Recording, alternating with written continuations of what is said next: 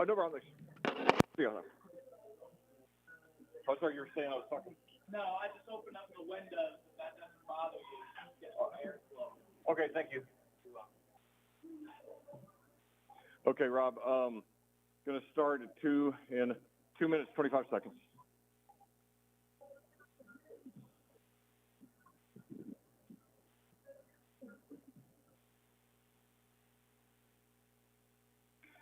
All right, 2:10.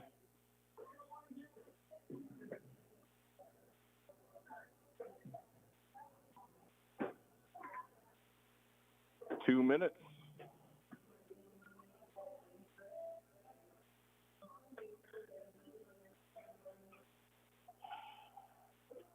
$150. $145. $140. $130. $135. $130. $125. $120.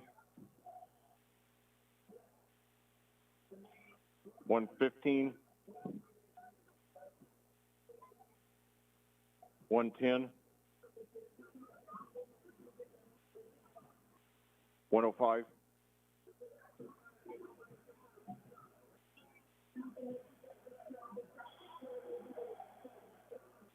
$55. $50. $45. $40. $35. $30.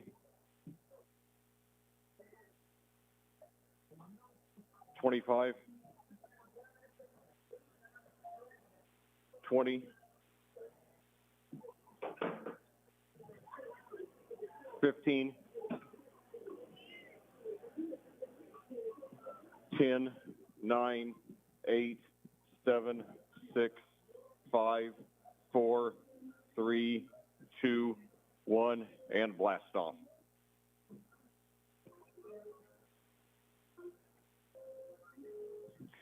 Hello and welcome to Falcon Stadium on the campus of Perry Meridian High School in South Central Indianapolis. My name is Lex Zorn and I'll be bringing you all the action as your number one ranked Plainfield Quakers challenge the Perry Meridian Falcons in Week 4 of the Indiana high school football season. Well, it's been a very exciting and promising start to the season for your Quakers. 3 weeks ago at home in their opener, they trailed Terre Haute South in the fourth quarter before winning 31-27 on a 4-yard touchdown rush from Luke Starnes.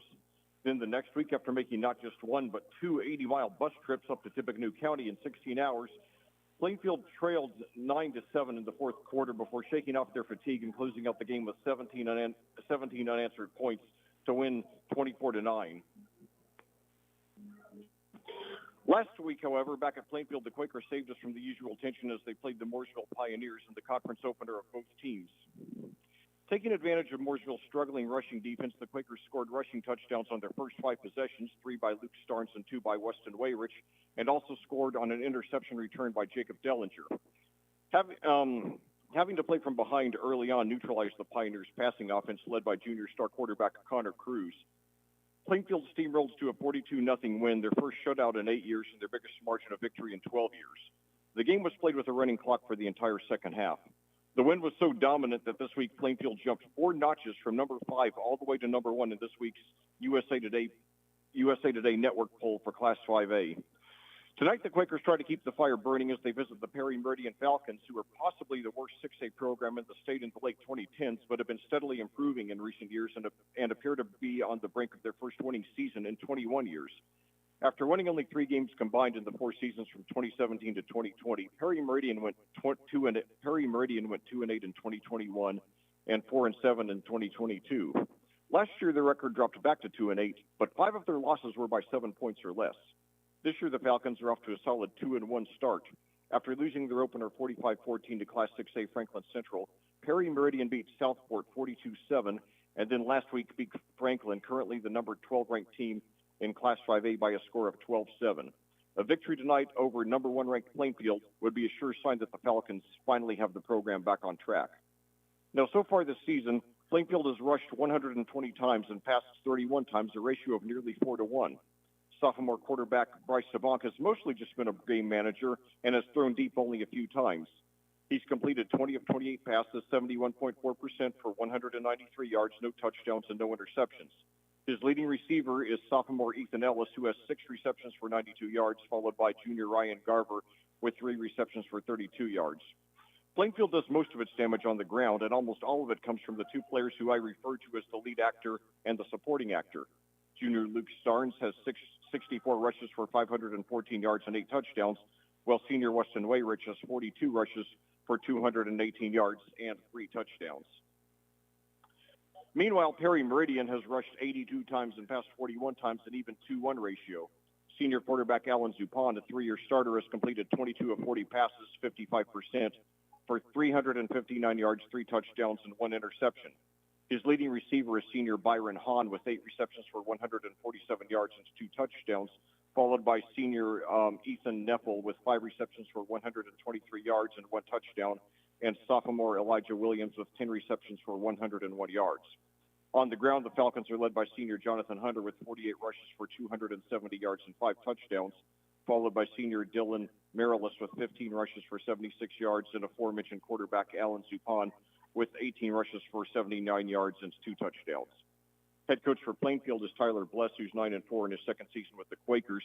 Head coach for Perry Meridian is Brett Cooper, who's 11-34 in his 5th season with the Falcons, and 32-46 in his 8th season overall. He previously went 21-12 in 3 seasons at Indian Creek. Well, at this time, we'll take a short break for a few words from our sponsors, and then we'll be back with the opening kickoff. Plainfield Perry Meridian coming at you live under the Friday Night Lights. Next. This broadcast of Plainfield Quakers football on audiosportsonline.com is brought to you by the generous donations of our sponsors. We would like to recognize them, and we hope you will support them. They are Remax Centerstone Julia Berberich, Gunnell Financial, Crone Family Construction, My IT Indy Ryan Grimes, I-70 Wrecker Service and Garage, BGW Construction LLC, Legacy Motorsports, Crest Point Real Estate, Chris Pearson, Sullivan Jones, the Stewart Home Group, and Ellison Associates. Thank you, sponsors. Your support for the student athletes of Plainfield High School is greatly appreciated.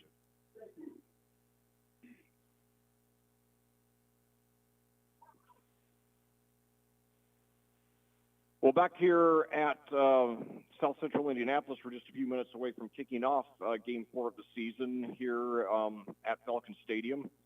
And, this is the 7th year in this series between Plainfield and Perry Meridian. The 2 teams had never played before Perry Meridian joined the Mid-State Conference back in 2018.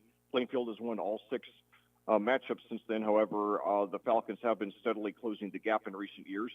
When the 2 teams first met in 2018, Plainfield won 42-7. The next year, it was 42-20. Then the next year after that, in 2020, it was 42-7 again. Then that's when the margins started progressively getting smaller. In 2021, Plainfield won 28-7, followed 2 years ago 28-14, and finally last year Perry Meridian nearly got the win. They lost by only 1 point, 21-20, after missing a 30-yard field goal attempt on their final possession of the game, and Plainfield ran out the clock from there. So anyway, Brett Cooper obviously really starting to get his program in place, now in year 5. And, they've been patient with him. The wins were slow to come at first, but the progress has been there every year. And now in year 5, hoping for that first winning season. It would be the first for the school since 2003. The last time they finished at 500 was 2015. So obviously the fans here in South Central Indianapolis excited about the progress, and we've got a fairly nice crowd here tonight. Still people filing in at 6:52 right now, your time of day.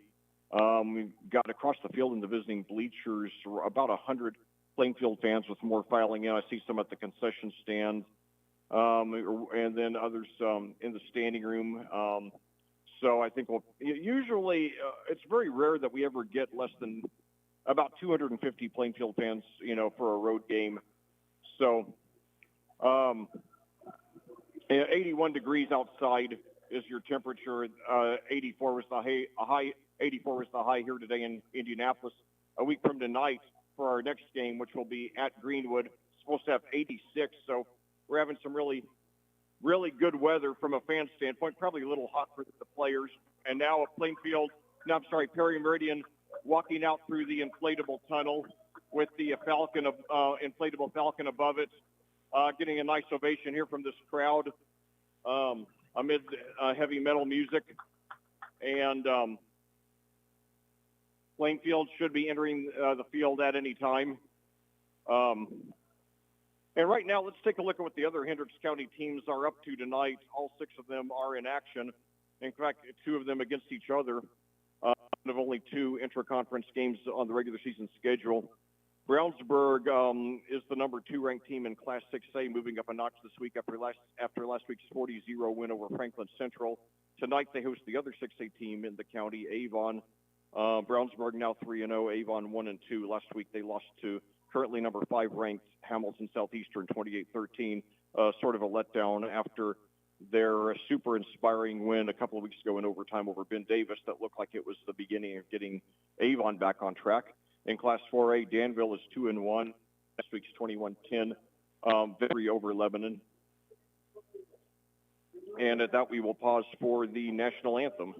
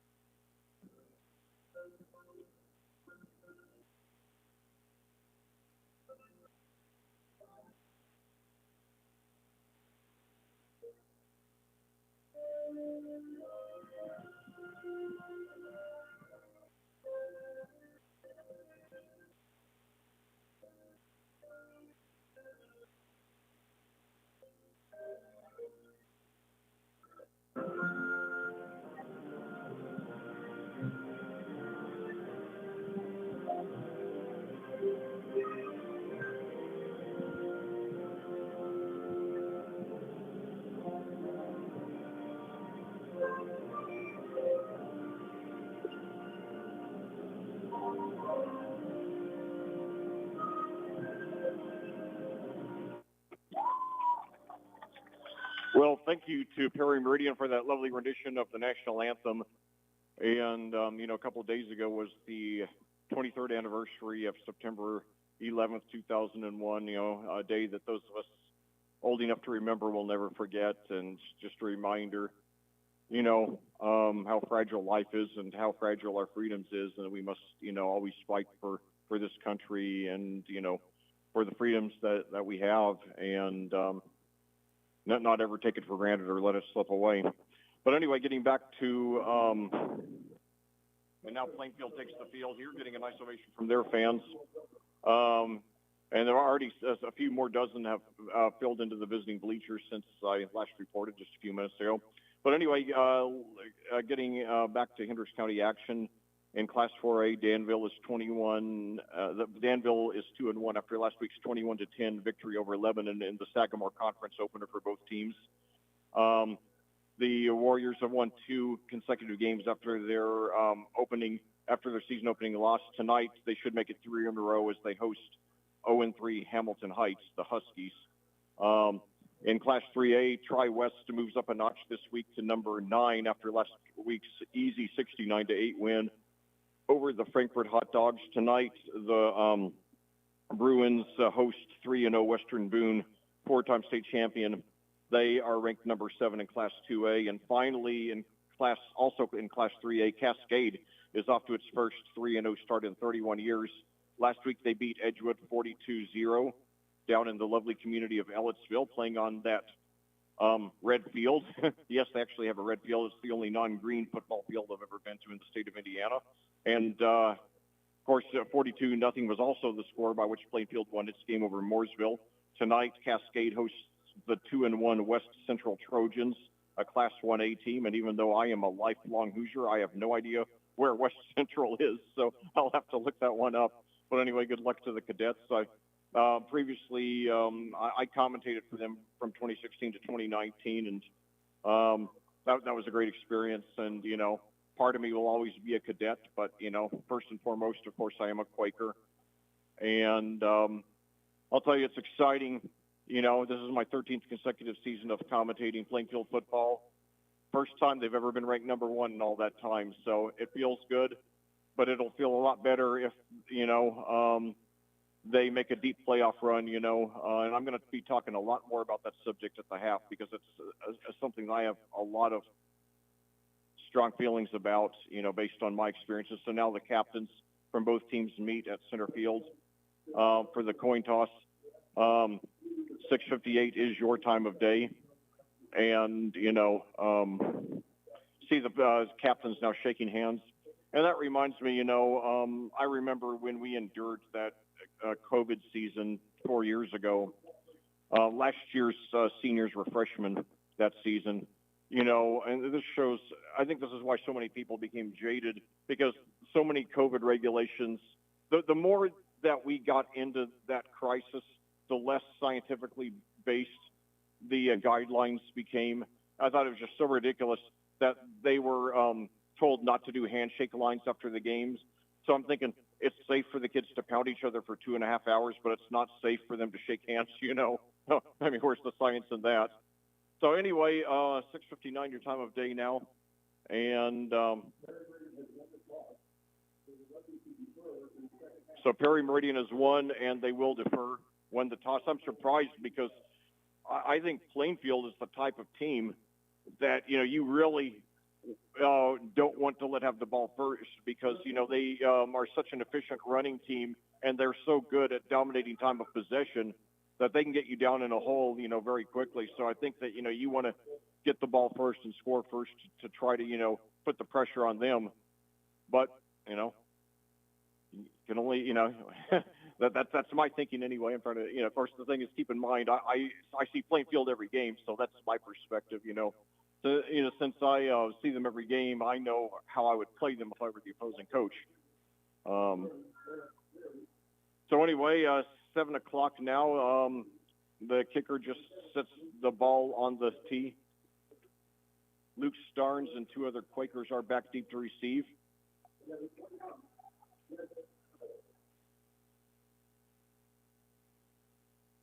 Ball placed at the 40. West referee blows the whistle, and we are underway. A deep kick, and it's going to go. Wow, that's out of the back of the end zone for a touchback. Wow.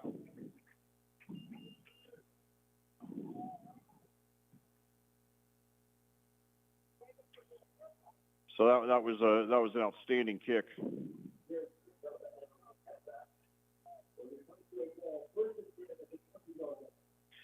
Yeah, Aaron Gary, the kicker for Perry Meridian, now 8 for 12, getting his kicks. Well, on his 8 out of 12 kickoffs. I didn't word that very well. Out of 12 kickoffs, Aaron Gary of Perry Meridian now 8 touchbacks, 2 out of every 3. Now fakes the handoff to Starnes, first play from scrimmage. Screen pass is complete to Brandon Hendry, and he breaks a couple of tackles and he gets up for maybe 1 or 2. So Bryce Sabonk has been a very conservative game-managing quarterback here as a sophomore, his first-year starter. That one goes for just 1. Brandon Hendry mainly was a 2-point conversion guy last year. He had several of our 13 successful 2-point conversions, so that'll bring up 2nd and 9 here at Falcon Stadium. So now one receiver to the left, and now handoff there to Starnes. He's got some room. He breaks through, and he's close to the first down. He gets about 6.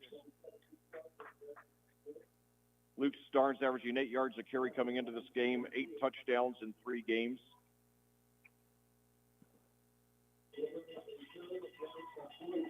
3rd and 3 after the 6-yard gain from Luke Starnes.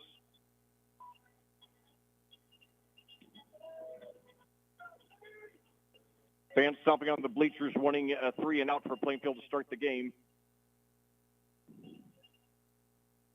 Hand off to Starnes, and he's got the first down. And he could go all the way. One man to beat. 45, 40, 35, and he's brought down around the 26. All right. From 127 to the other 26. That's a gain of about 47 yards for Luke Starnes.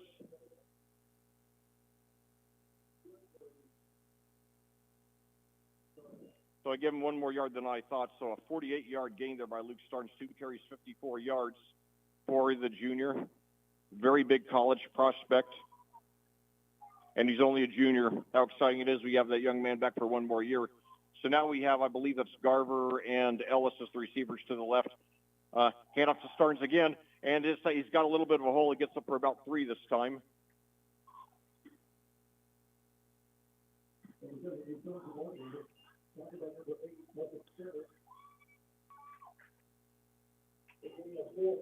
Give him full credit for 4. So 3 for 58. Starnes has handled the ball through the first 4 plays for the Quakers, knocking on the door of the red zone.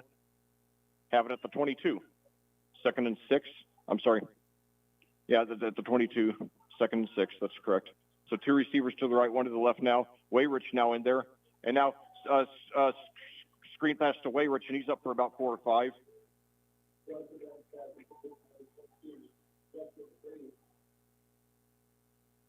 So Wayrich now, I call him the supporting actor. He is supplemented after 4 yards there. He supplemented Starnes extremely well this year.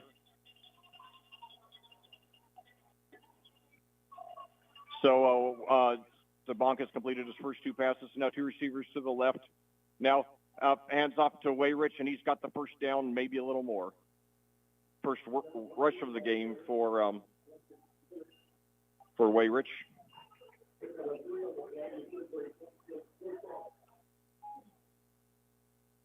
Let's give him credit for 3 on that one. So the Quakers 1st and 10 at the 15, 9:14 to go in the first quarter, looking to strike first blood. They trailed in the 4th quarter of their first 2 games. Last week they returned the tables, completely dominated from start to finish in a 42-0 win. Now, hand off to Wayrich. He's got room on the right side, inside the 10, and knocked out of bounds around the 9, maybe the 8.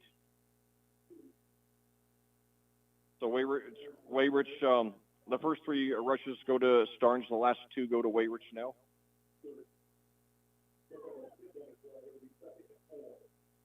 So another 6 there for Wayrich. The Quakers now inside the 10. They're at the 9. 2nd and 4, 8:56 to go. First possession of the game, game 4 of the season.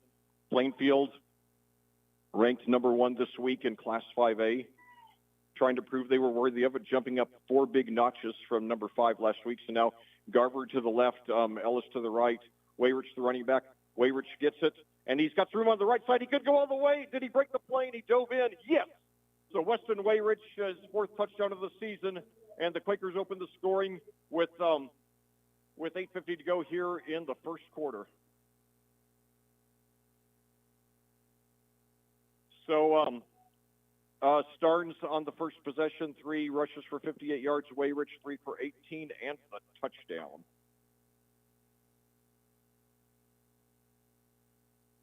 So Starnes with and now the Quakers going for only their second 2-point conversion of the season. They went for a whopping 20 last year, and now they gave it to Henry. But wait, we got a flag. The play's whistle dead.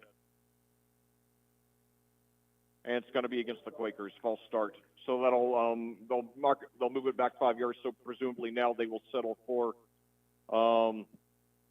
an extra point there by Hayob.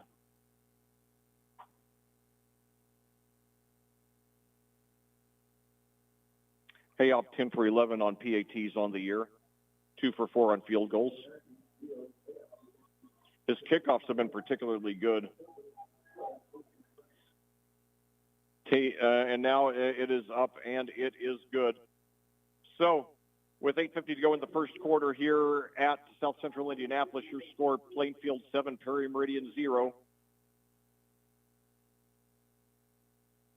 So I'll tell you, so the drive starts off a 1-yard screen pass to Brandon Hendry, the senior, 2nd and 9. Then Starnes takes it 6 yards on the next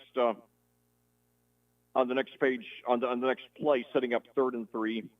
And then the fans, are really hoping for a 3 and out, stomping on the bleachers. However, then Starnes took it to 48 yards on his next rush, and then from there the Quakers just chipped away at it until they got the touchdown. So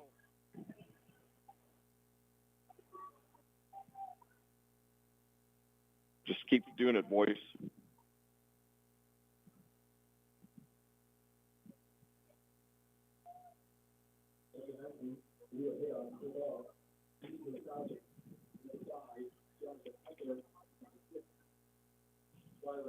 So Byron Hahn back deep to receive for Perry Meridian along with one other Falcon.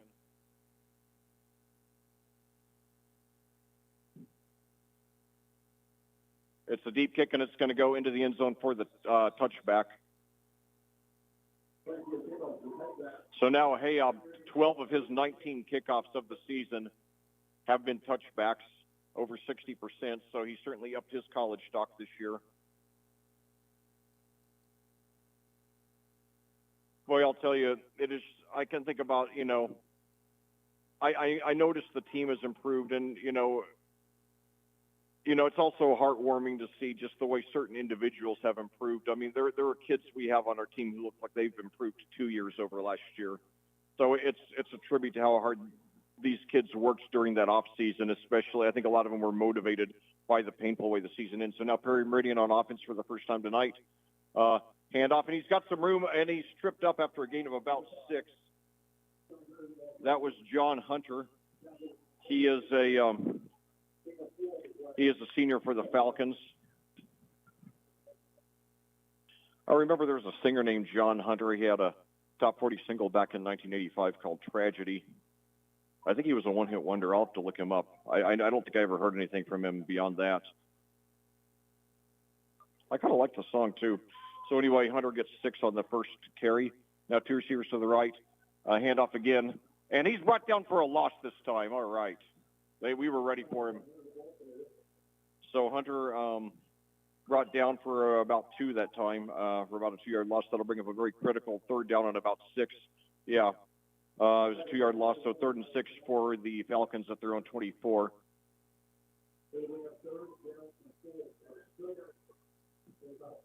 Perry Meridian entering this game at 2-1. Brett Cooper has quietly been improving this team every year since he took over in 2020 after 3 good years down at Indian Creek, where I had the pleasure of commentating him when I was commentating Cascades games against him. So now pressure on the quarterback. He's running for his life, and he gets rid of it, and it is caught. Wow, that was a great job there. It looked like it was that was Ethan Neffel there. Boy, he had to run way back to be in position to catch that, so it looked like a desperation throw. I thought he was just going to throw it away, so picks up an 11-yard gain for it. Ethan Neffel on the reception. So the Falcons move the chains on their first possession, first and at the 35. Handoff there to Hunter.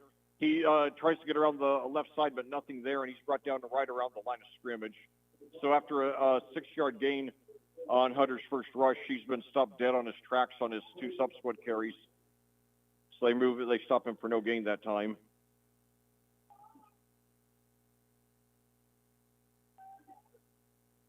Alan Zupan, a 3-year starting quarterback for the Falcons. I remember when I was here 2 years ago, last time I was here. Hold that thought. So 2 receivers to the right, 1 to the left now. Takes it, screen pass, it is complete. And he shifts his way up for about 3. That was Eli Williams there on the reception.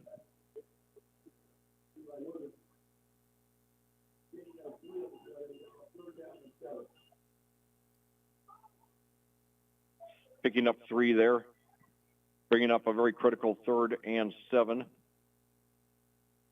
Zupon has completed his first two passes. Bringing up 3rd and 7 at the Falcons 38. Your score, Plainfield 7, Perry Meridian 0. The Quakers ranked number 1, yes, number 1 in Class 5A this week. A great achievement. Hopefully they can keep building on it. Ethan Neffel now lining up to the left, 2 receivers to the right. John Hunter, the running back. Zupon takes it, and he's pressured. He throws, and it is nearly intercepted. And, yeah, that was Ty White there. Ty White had both hands on it, just didn't get the grip, and he slammed both palms on the turf, knowing he nearly had it. Plainfield already with 8 interceptions through their first 3 games, and already they've topped the 7 they got last season. So first incompletion of the game for Zupon, and now the Falcons in punt formation. Starnes back deep to receive for Plainfield. That's a pretty short kick, and it goes out of bounds right around the Perry Meridian 40, so Plainfield will be taking over 5:25 to go. Last week they scored a rushing touchdown on their first 5 offensive possessions to put the game away early and neutralize the Mooresville passing offense. So obviously they would love to do it again 2 weeks in a row. Next week we should be able to use the same strategy at Greenwood. Week after that, back home against Decatur Central, it's going to be tougher.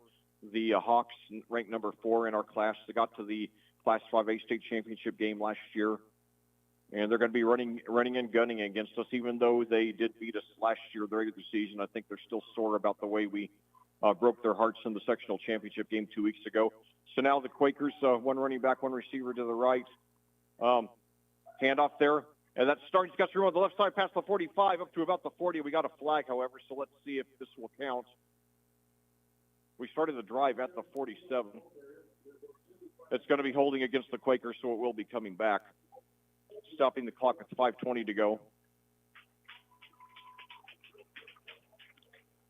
Getting some mild applause. Prior to that, the Perry Meridian fans have been pretty silent since stomping on the bleachers when they had us 3rd and 3.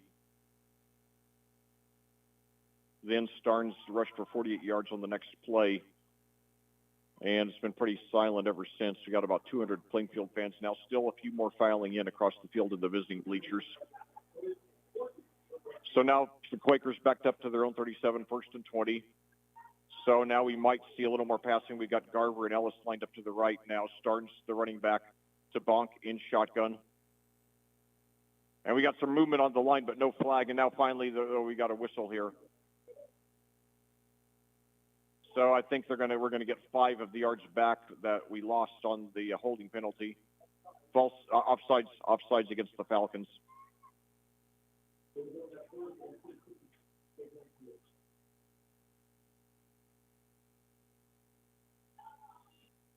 All right, same formation now. 1st and 20 becomes 1st and 15. The Quakers at their own 42, starting their second drive. Screen pass. It is nearly intercepted, but he gets it over completed. I believe that's Ellis there up to the 45 of Perry Meridian.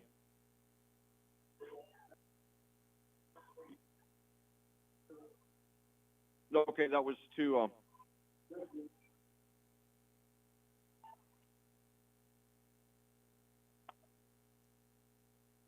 so now hold on. Okay, so now that 11-yard gain there. And now the Quakers in formation again. Hand off there to Starnes. No, Sabank fakes it, and keeper himself. He's brought down around the line of scrimmage.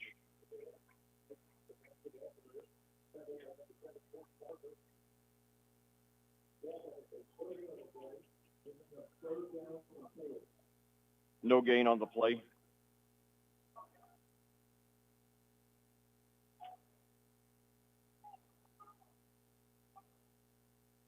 So now 3rd and 4 for the Quakers at the Perry Meridian 47. Ethan Ellis. Ryan Garver. Ryan Garver, the wide receiver to the left. And now hand off to Starnes. He breaks free. He's got he nearly had a clear path to the end zone. He was tripped off, but not before getting the first down and picking up about 11 yards there. So Starnes picking up where he left off. 4 for 68, 17 yards a carry so far in this game. So now we've got 2 receivers now. We got Ellis and Garver to the left, one receiver to the right. Now fakes the handoff to Wayrich, throws over to the right side, and it is incomplete. First incompletion of the game.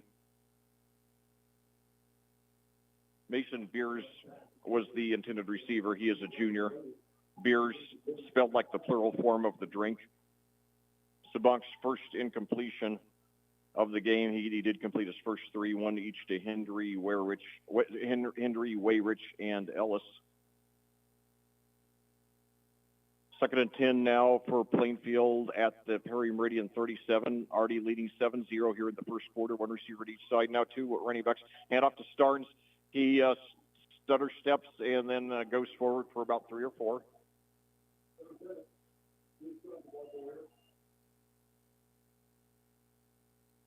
A very, very persistent rusher. 5 for 71 already. 3:45 to go here in the first quarter at Falcon Stadium in South Central Indianapolis. So now we've got Ellis to the right. And Ellis to the right, Garver to the left, Wayrich and Starnes there, each standing on one side of Sabank. Takes it. Now hands off there to Wayrich, and he gets up there, and they stop him for a very short gain. Maybe he might get 2 forward progress. He might get 2 with forward progress.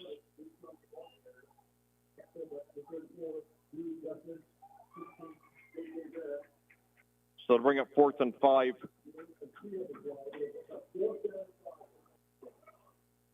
Ball at the 32. So the Quakers are going for it. This will be a 49-yard field goal. That's probably a little bit out of Hayob's range. So now Ellis, the receiver to the right. Now they got a reverse there. Ellis has some room on the right side, but they trip him up and he doesn't get it. So Perry Meridian now comes to life a little bit. The fans do. So good job. That's only the 2nd time this year, I believe, that Plainfield has done double handoff. The first time was also to Ellis. He scored our first points of the year 3 weeks ago against Terre Haute South. That one didn't work, however. He was brought down for -3. It's okay, boys. Just shake it off.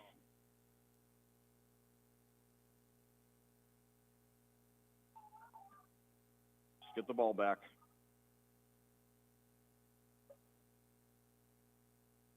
So now 2 receivers to the right, 1 to the left. I believe that's Hunter again, and he's up for about. And he's really stubborn. He stays on his feet for after 3 or 4 guys are on him. Finally brought down for a gain of about 5.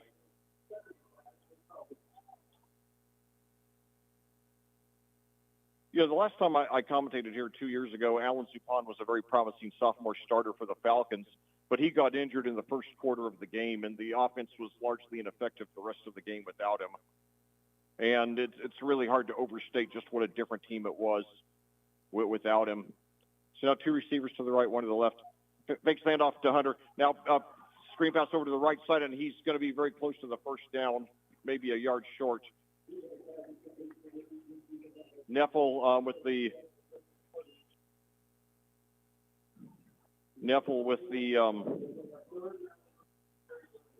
with 4 there on that reception. Neffel has 2 of the 3 receptions. That one coming from 4, setting up a 3rd and 1. 3rd and 1 at the Perry Meridian 44. The Falcons trying to stay in this game. And now a handoff to Hunter. He does have the first, gets about 3 or 4 more, close to midfield.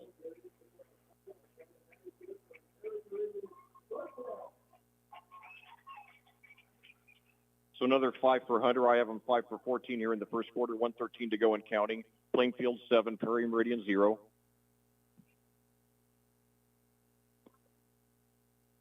The Quakers got the ball first, scored easily. Then the Falcons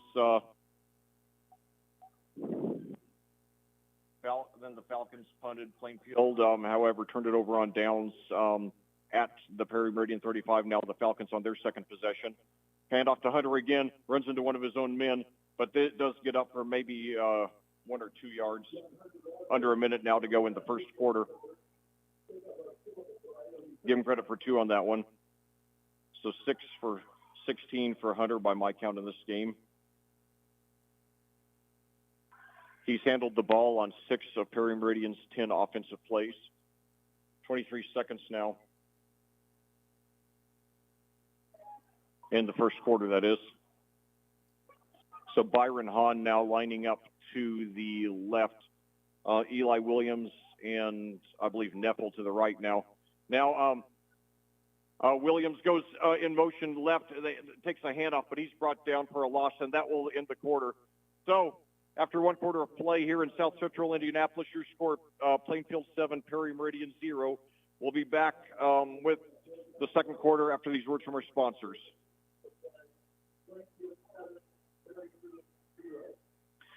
This broadcast of Plainfield Quakers football and AudioSportsOnline.com is brought to you by the generous donations of our sponsors. We would like to recognize them, and we hope you will support them. They are Remax Centerstone Julia Berberich, Ganell Financial, Crone Family Construction, My IT Indy Ryan Grimes, I-70 Wrecker Service and Garage, BGW Construction LLC, Legacy Motorsports, Crest Point Real Estate, Chris Pearson, Selwith Jones, the Stewart Home Group, and Ellison Associates. Thank you, business partners. Your support for the student athletes of Plainfield High School is greatly appreciated. Well, back here at South Central Indianapolis, we're about to start the second quarter of play here with your Plainfield Quakers leading the Perry Meridian Falcons by a score of 7-0. Perry Meridian now has the ball 3rd and 11 at the 48.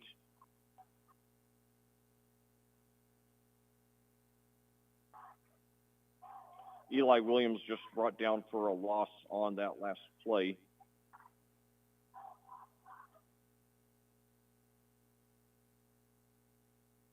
So it'll be 3rd and 11 for the Falcons at their own 48. Very critical 3rd down for them. So now Byron Hahn lines up to the right along with Ethan Neffel.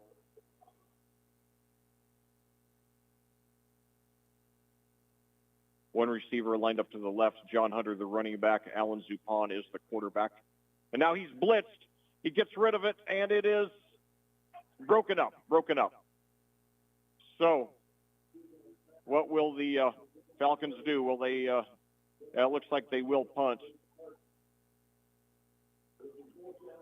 So, their first possession also ended in a punt. However, they did stop the Quakers from adding to their lead on the drive. Luke Starnes now standing back around the Plainfield 26. First punt went out of bounds. It was a short punt, too. High snap, but he gets it nearly blocked. He does get rid of it, and Starnes takes the fair catch around the 31 or 32. So Plainfield starting with decent field position. Keep in mind, Perry Meridian does get the ball first to start the second half. They deferred, which I thought was, not the decision I would have made. But though Plainfield did score on their first possession, they turned it over on downs on their second. So Quakers now 1st and 10 at their 32, 3rd possession of the game. Plainfield's 2 possessions, touchdown and turnover on downs. Perry Meridian's possessions, both punts. So now 2 receivers to the right, 1 to the left. Starnes and Wayrich in the backfield. Sabank takes it, gives it to Wayrich. He's got some room on the left side, and he's tripped up for a gain of about 3.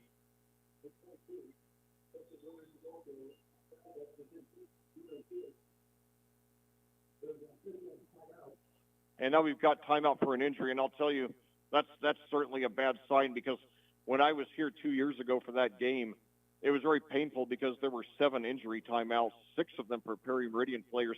They actually lost not just 1, but 2 quarterbacks in that game. They ended up with their 3rd-string quarterback. But anyway, as I was saying, when Zupon went out of that game,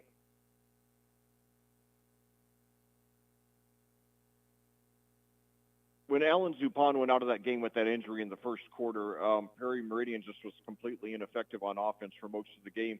they actually did not get an earned first down until the last 3 or 4 minutes of the game. By that time, Plainfield had already, put the game away.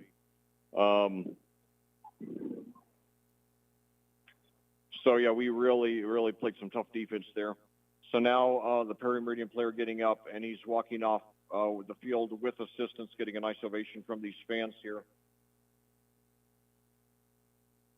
Ricky Harrington is the injured Falcon. We wish him a full and speedy recovery. He is a senior, 6 feet, 225.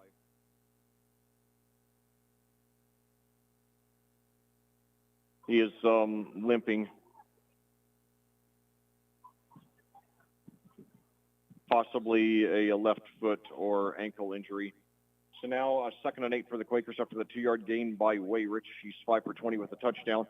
Now I believe Starnes got that one. He didn't get much though.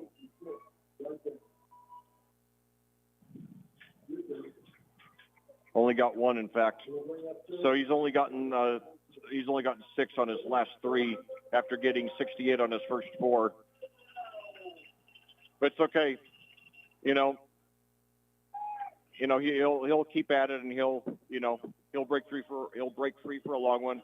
So 3rd and 7. Now the fans stopping on the bleachers again, trying to stop Plainfield from getting that 2-possession lead. So 2 receivers to the right, 1 to the left. Starnes, the running back. Now it takes the handoff. Sabonk's got several, but he's going to be short of the first down. He got about 4 there.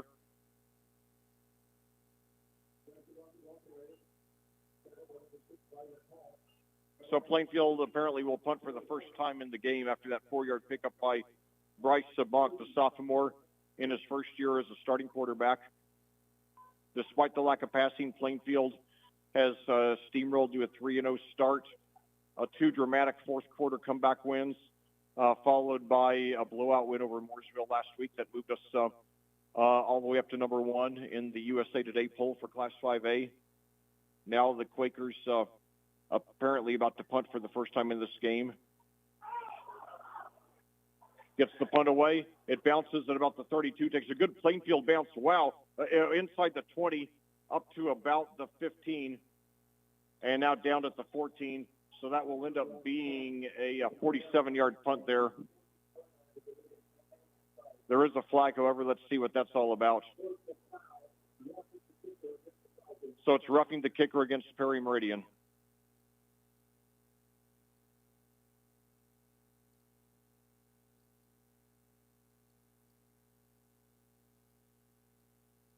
So let's see where they mark it.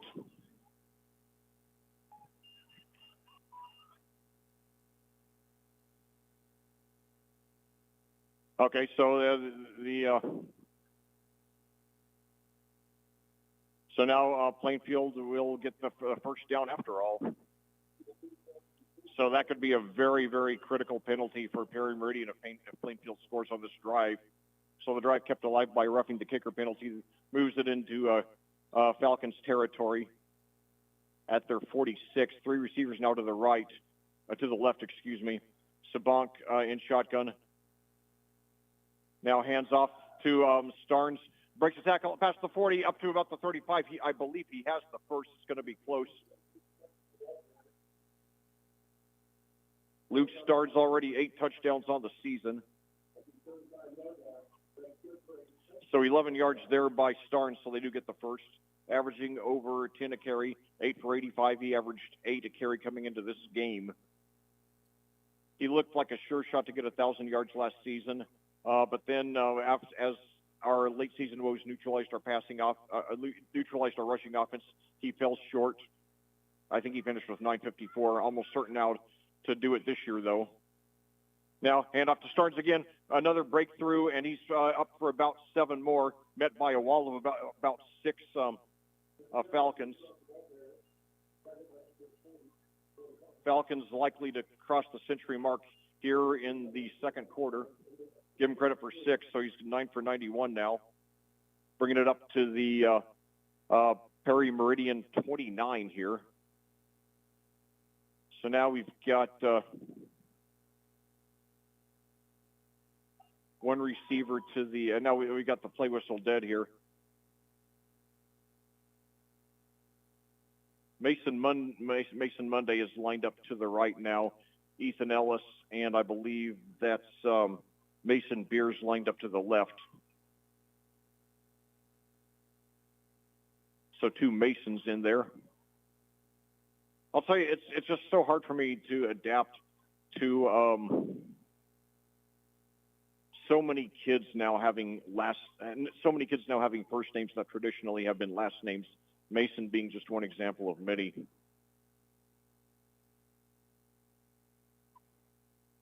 And now, handoff to Luke Starnes. He's got room on the left side. Past the 25, we got a flag here. He's got the first down if this counts. He brought down around the 21. It'll be an 8-yard gain if it counts, but let's see if it's coming back or not. It's going to be holding against the Quakers, so it will be coming back. I'll tell you, though, I think one reason why it's so hard for me to get accustomed to Mason as a first name is because the Mason, when I think of the name Mason, I always think about Nick Mason, the drummer of Pink Floyd, which is one of my super favorites of all time. Speaking of which, David Gilmour just released a new album. David Gilmour of Pink Floyd just released a new album last Friday called Luck and Strange. Very, very good. I think it's some of his best work in decades. There's in particular a song on there that's a duet with his daughter called, I think it's called Between 2 Points. I mean, if it was a Pink Floyd song that came out in the 70s or 80s, it would have been a super classic all over the radio. But anyway, so now the Quakers 2nd and 14 at the 39. Two receivers now to the left, one to the right. Weston Wayrich now the running back in there. Wayrich gets it, but he's met at the line, and he's brought down right around the line of scrimmage. That's going to bring a very critical third down. Well, the Quakers really, they marked him for no gain. So Wayrich 6 for 20 and a touchdown. So far, actually, they mark him down for a 1-yard loss.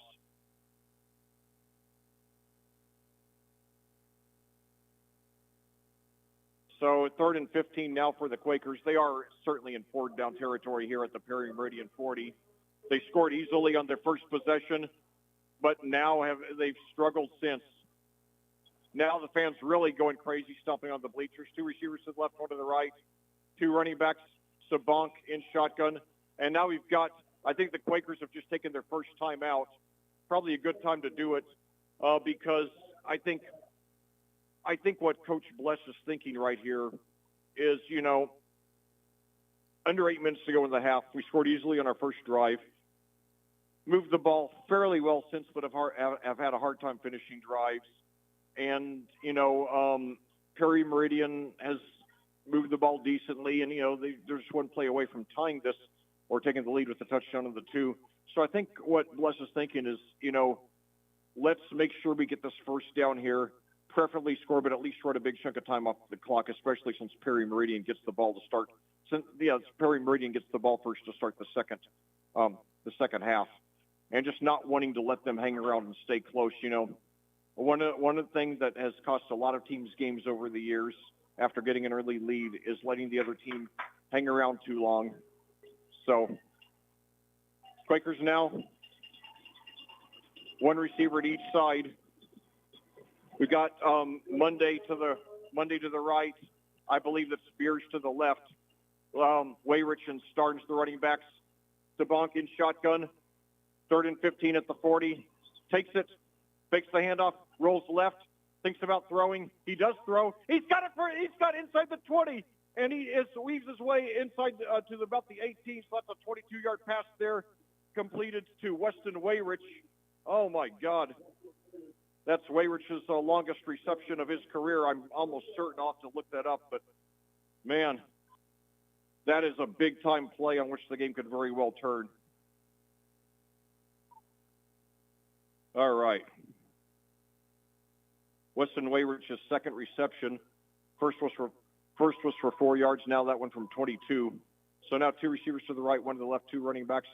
Handoff now to Starnes, and he's inside the 15 up to about the 13.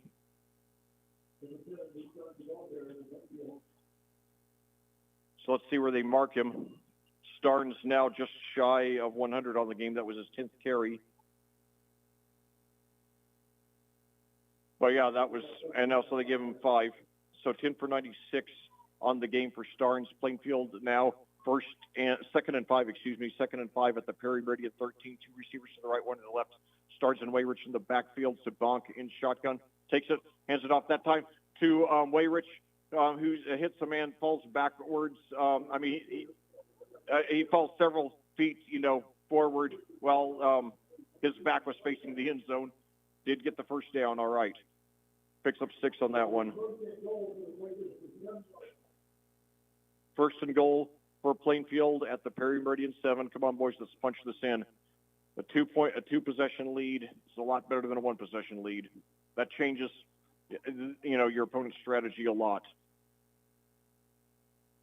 So now Monday to the right, 2 receivers to the left, Starnes and Wayrich in the backfield. Handoff there to Wayrich, and he goes in untouched for the touchdown. So Weston Wayrich, number 2 on the game, number 5 on the season, and the Quakers starting to take control of this game with 6:11 left in the second quarter. All right, boys. So Weston Wayrich, 4 touchdowns now the last 2 games, 5 on the season. To go with Starnes, 8 on the season, 13 rushing touchdowns, no passing touchdowns for the Quakers. Now they threatened to go for 2, but now they back into the 1 formation.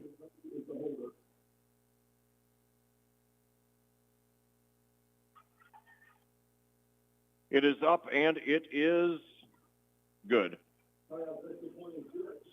So with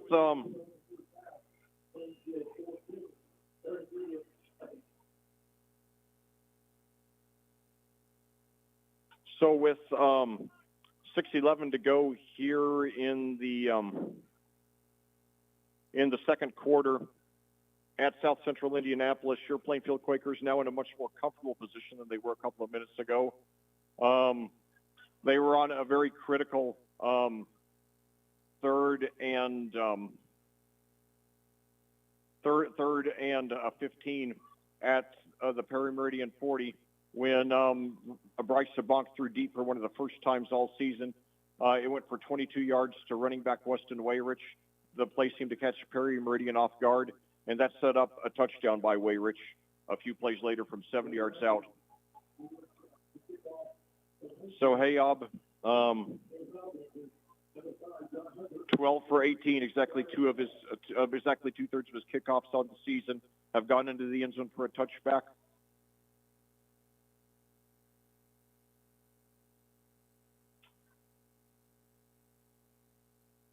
The kickoff, and it's another deep one, and it is into the end zone for a touchback. So 13 of 19 for the season on Hayob now, including 2 for 2 today.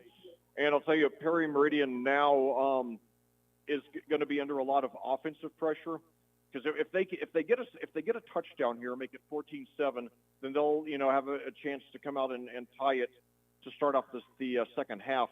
But if they don't get this touchdown here, then that puts that really changes their position in this game, and their margin for error is going to go down by a lot.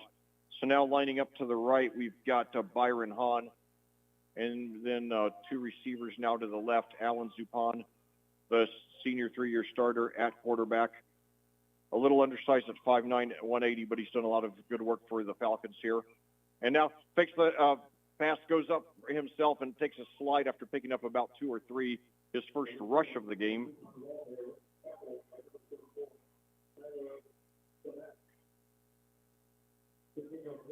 They didn't give him as good a spot as I thought, so only 1 yard there for Zupan, bringing up 2nd and 9, 5:50 to go in counting here in the second quarter. 7:41 your time of day. Very pleasant late summer evening. Now we've got Williams, and I believe Williams and one other receiver to the right, Hahn to the left, Hunter the running back. Hunter gets it. He's met, though, near the line of scrimmage and might get 1 or 2 on forward progress.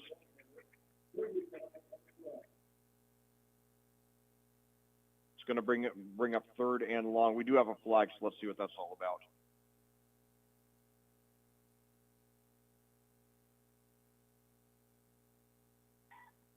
3 officials are deliberating now. Clock stopped at 5:22. Your score: Plainfield 14, Perry Meridian 0. It's going to be a face mask against Plainfield. That's a good break for the Falcons. Plainfield entering the game 3-0, ranked number 1 in Class 5A. Yes, number 1. You heard it right. I was shocked myself when I looked at the poll this week. I thought we'd probably move about 1 notch from number 5 to number 4, but all the way to number 1. Perry Meridian entering at 2-1. The Falcons have been getting steadily better in 5 years under head coach Brett Cooper. They look like they're close to getting their first winning season in 21 years, but now trailing by 14-0. Now a pass up the middle. That's a first down there to Byron Hahn with his first reception of the game.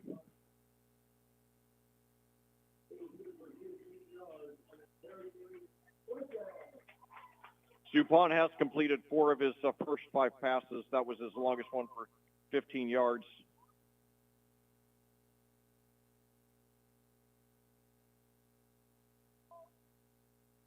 So now first and 10 for the Falcons at their own 42, 4:45 to go. Fakes the handoff. Now throws Hahn again, and he gets 6 or 7 before he's brought down. Perry Meridian now starting to show, starting to show urgency. So Hahn completely shut out. Now he's caught the last 2. He's caught a pass on the last 2 plays. First for 15, then for 6, bringing up second for 7. Excuse me.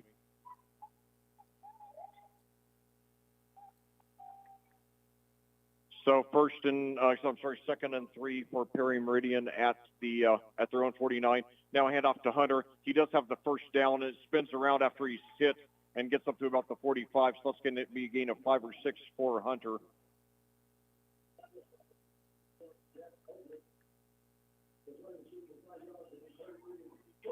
So 5 yards for Hunter, bringing the ball into Quaker territory at the 46, 3:52 to go and counting. Still, Perry Meridian still with all 3 timeouts left. So 2 receivers now to the right, Hahn to the left. Now handoff. He's got time, throws deep down the right side. He's going for, and now and now we got a late flag. I think it's going to be pass interference. There did appear to be some contact. I could not tell from my vantage point if it was merely incidental or if it was, meriting of a penalty, but I think it is going to be a 15 yards there. Remember, it's not a spot foul here in high school ball like it is in the NFL. It's 15 yards for pass interference. It'll be a first down, nevertheless. That would put it at the 41. There are a couple of officials deliberating, but I think that's what it's going to be. And it was a late call, by the way. The fans that were initially upset by the lack of a flag, yes, that's what it is. So very good break there for the Falcons. So that combined with the face mask. 2 penalties against Plainfield that have really hurt. 2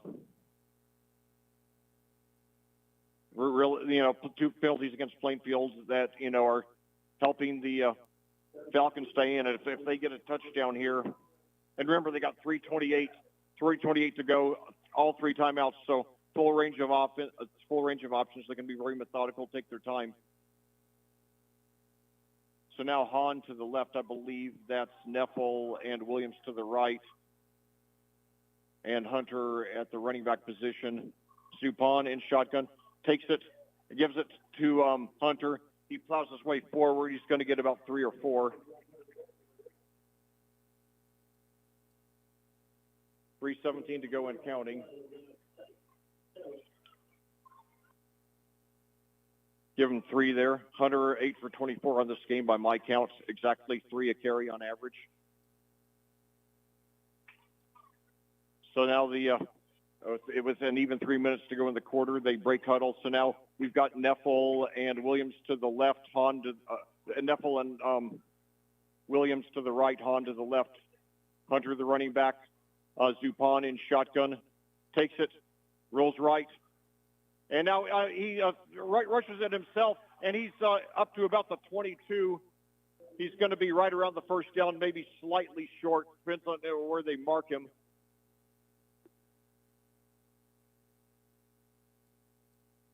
So I give him credit for 6, so 1 yard short.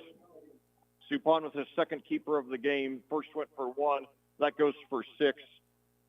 So now Hunter, and now they gave it to Hunter, but the play's whistled dead.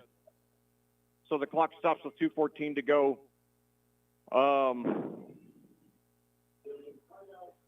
Okay, Plainfield had taken a timeout.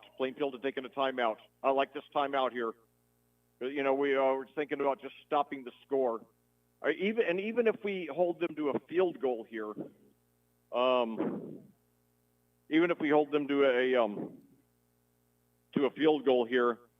you know, we'd still have a 2-possession lead going into the locker room. So that means that the Falcons, you know, could not tie or take the lead when they get the ball first to start the second half. So we got to just, you know, do everything we can to avoid the touchdown here. We got a 14-0 lead, you know, but again, I just don't want Perry Meridian going into the locker room only down by 1 score. You know, taking a 2-possession lead into the locker room, so much better than a 1-possession lead. So now Williams and Neffel line up to the right, Hahn to the left, Hunter, the running back, Zupan in shotgun.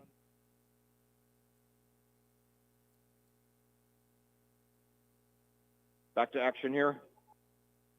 3rd and 1 for the Falcons. Hand off to Hunter. He does have the first down, maybe a couple of more. So the clock will stop to move the chains. They give him credit for 2, and now we got a whistle here.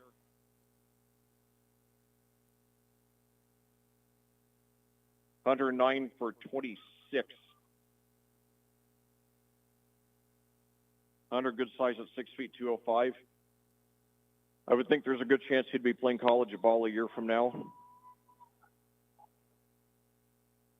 So now, same formation, Williams and Neffel right, Hahn left, Williams the running back, Zupan in shotgun, 1:57 to go now, 1st and 10 for the Falcons at the Plainfield 20. Fakes the handoff, now throws into the end zone for Hahn, and it is knocked away. I think the defender got a hand on it. Zupan, only his second incompletion of the game. I have him 5 for 7 for 40 yards. So we'll bring up 2nd and 10, 1:48 to go now. Plainfield 14, Perry Meridian 0. The Falcons get the ball first to start the second half. They're trying to avoid going into the locker room with a multiple possession deficit.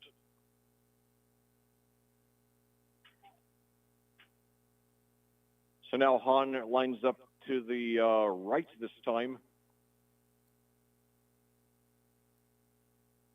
Hunter still in there at running back. Zupan in shotgun. Now fakes the handoff, rolls right. He's under pressure, and he throws it too far to the right. I think he was going for Neffel there. So bring up 3rd and 10 at the 20. So after Zupan completed 5 of his first 6, now incomplete on his last 2, going for the touchdown on both of them.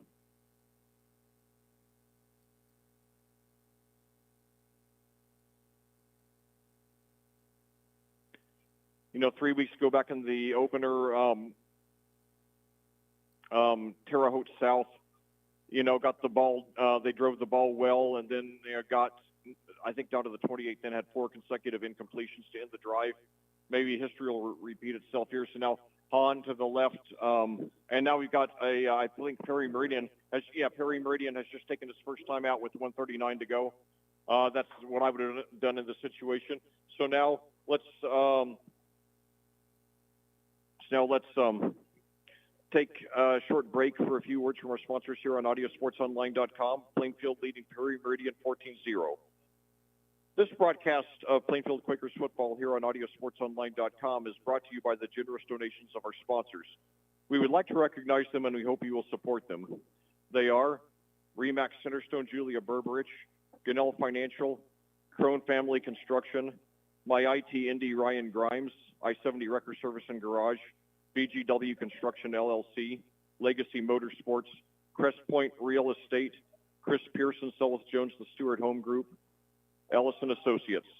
Thank you, sponsors. Your support for the student athletes of Plainfield High School is greatly appreciated. Well, back here at South Central Indianapolis, we're up to a tense conclusion to the first half. Plainfield leading Perry Meridian 14-0. However, the Falcons very much trying to make it a one-possession game going into the locker room. They do get the ball first to start the second half. Now that they got the ball 1st and 10 at the Plainfield 20, but now after 2 consecutive completions, it's 3rd and 10. So now 3 receivers to the right, 1 to the left, very aggressive formation. Pressure on Zupani, throws into the end zone, and it's caught. And it's caught inside the. He's brought down at the 4. That was by Hahn.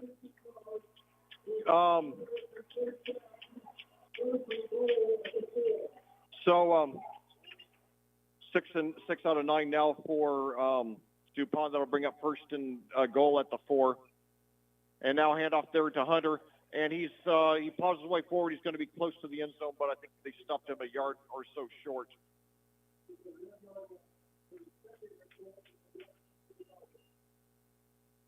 So they give Hunter credit for 3, so it'll bring up 2nd and goal at the 1, 1:05 to go. Very critical play for the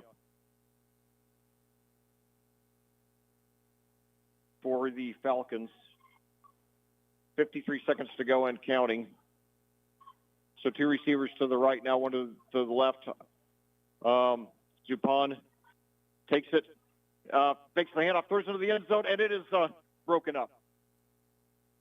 So actually, I don't think really that bad a call there because, it runs a little more time off the clock. They still have 2 more places to punch it in 1 yard. And so that means that there will be a little less time left for Plainfield if, indeed, they do get the score here. Of course, if you don't get the score, then that's another thing. But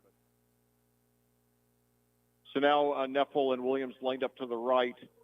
Hahn to the left. Hunter, the running back. And now under center for I believe the first time tonight. And now he runs into his man, but he gives it to Hunter, who's into the end zone for the touchdown. They let the clock run for several seconds after he scored. There's 34.4 on the scoreboard now, but nevertheless, it is a one-possession game as the Falcons get their first score on a 1-yard rush there by John Hunter.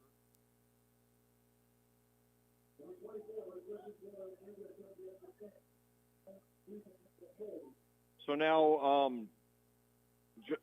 Justin Boyle on the extra point attempt there. High snap, and he gets down, and it's blocked. It's blocked. And so the score is 14-6 now.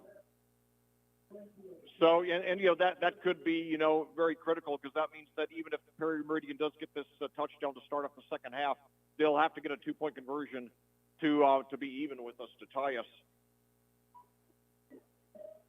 So that block could come in handy. And keep in mind, last year, 2 of Plainfield's 6 wins were by 1 point, and in both cases, we won the game based on conversion points against Harrison and then against Perry Meridian.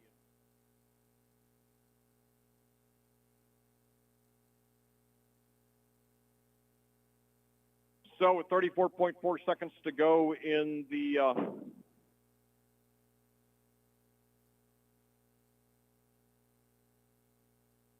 34.4 seconds to go in the in the half. Perry Meridian kicking off. Plainfield still on top, 14-6. Falcons did a good job persevering on that last drive.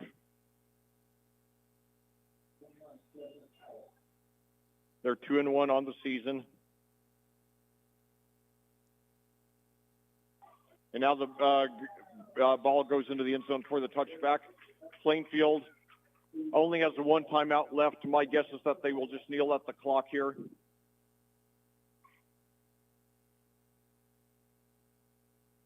And, be content with the 8-point lead heading into the locker room. Overall, a good first half for the Quakers. Haven't sustained drives quite as well as I would have liked, but they've still done a good job. They are up against a 6A team. Remember, Perry Meridian, the biggest team here, the biggest school in the Mid-State Conference. Now they are apparently going to try something at least. Now, a rush up there. He's got the first down, except that he might have lost. I think he backed off. He went a little bit back, tried to get more. No, they did give him the first down. Okay. They did give him forward progress out to the 30. I didn't think he would get it. So now another handoff to Starnes, and he's up for about 6 or 7 that time. Only 15 seconds to go, though. Let's see if they will try to stop the clock. 10 seconds. They are, it looks like they are going to try to get in formation. But no, they're looking to the side. 2 seconds, and that's it. So after one half of play here in South Central Indianapolis, your Quakers do lead, but it's too close for comfort. Your score, Plainfield 14, Perry Meridian 6. We'll be back with the first half recap and a second half preview after these words from our sponsors on audiosportsonline.com.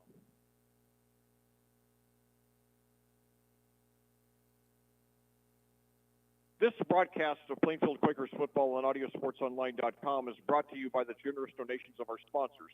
We would like to recognize them, and we hope you will support them. Remax Centerstone, Julia Berberich, Gunnell Financial, Crone Family Construction, My IT Indy Ryan Grimes, I-70 Wrecker Service and Garage, BGW Construction LLC, Legacy Motorsports, Crest Point Real Estate, Chris Pearson, Selwith Jones, the Stewart Home Group, and Ellis and Associates. Thank you, sponsors. Your support for the student athletes of Plainfield High School is greatly appreciated.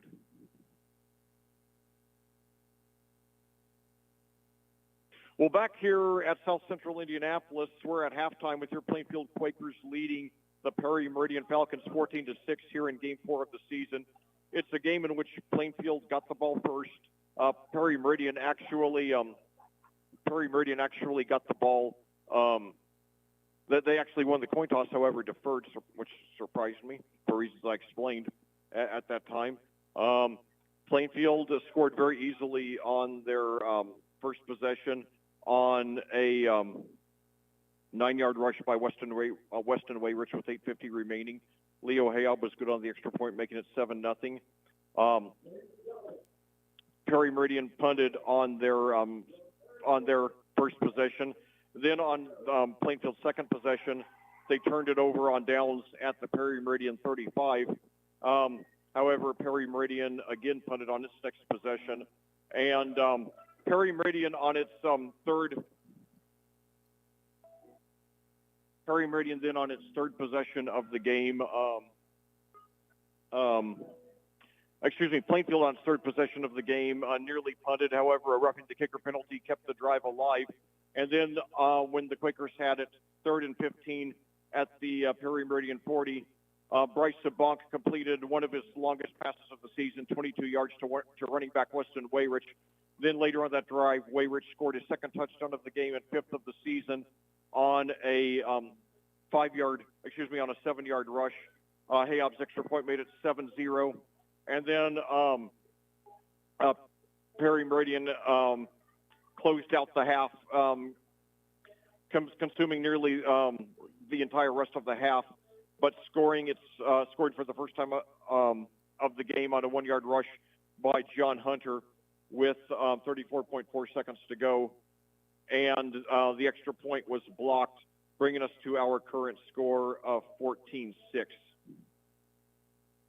Look at the individual statistics. First of all, for Plainfield, Bryce Sabank has completed 4 of 5 passes for 38 yards. Weston Wayrich has 2 receptions for 26 yards. Ethan Ellis, 1 for 11. Brandon Hendry, 1 for 1.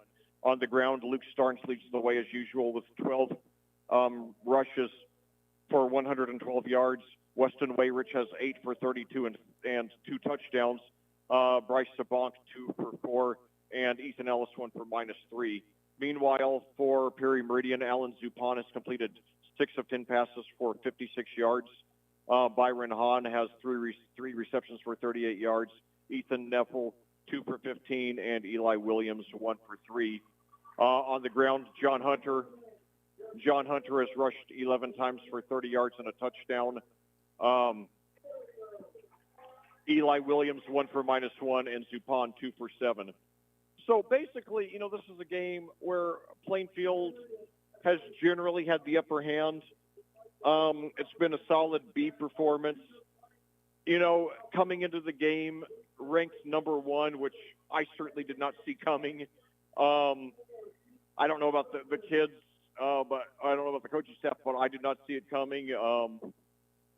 I wondered what effects that would have on them. If they would be overconfident or if they would, just try to, find the right balance between pride in the number 1 ranking, but also still the ambition to keep on, working hard, to, keep doing what got them to number 1. But, basically, if they just finished that second drive, they've only got 3 possessions. They scored touchdowns on 2 of them.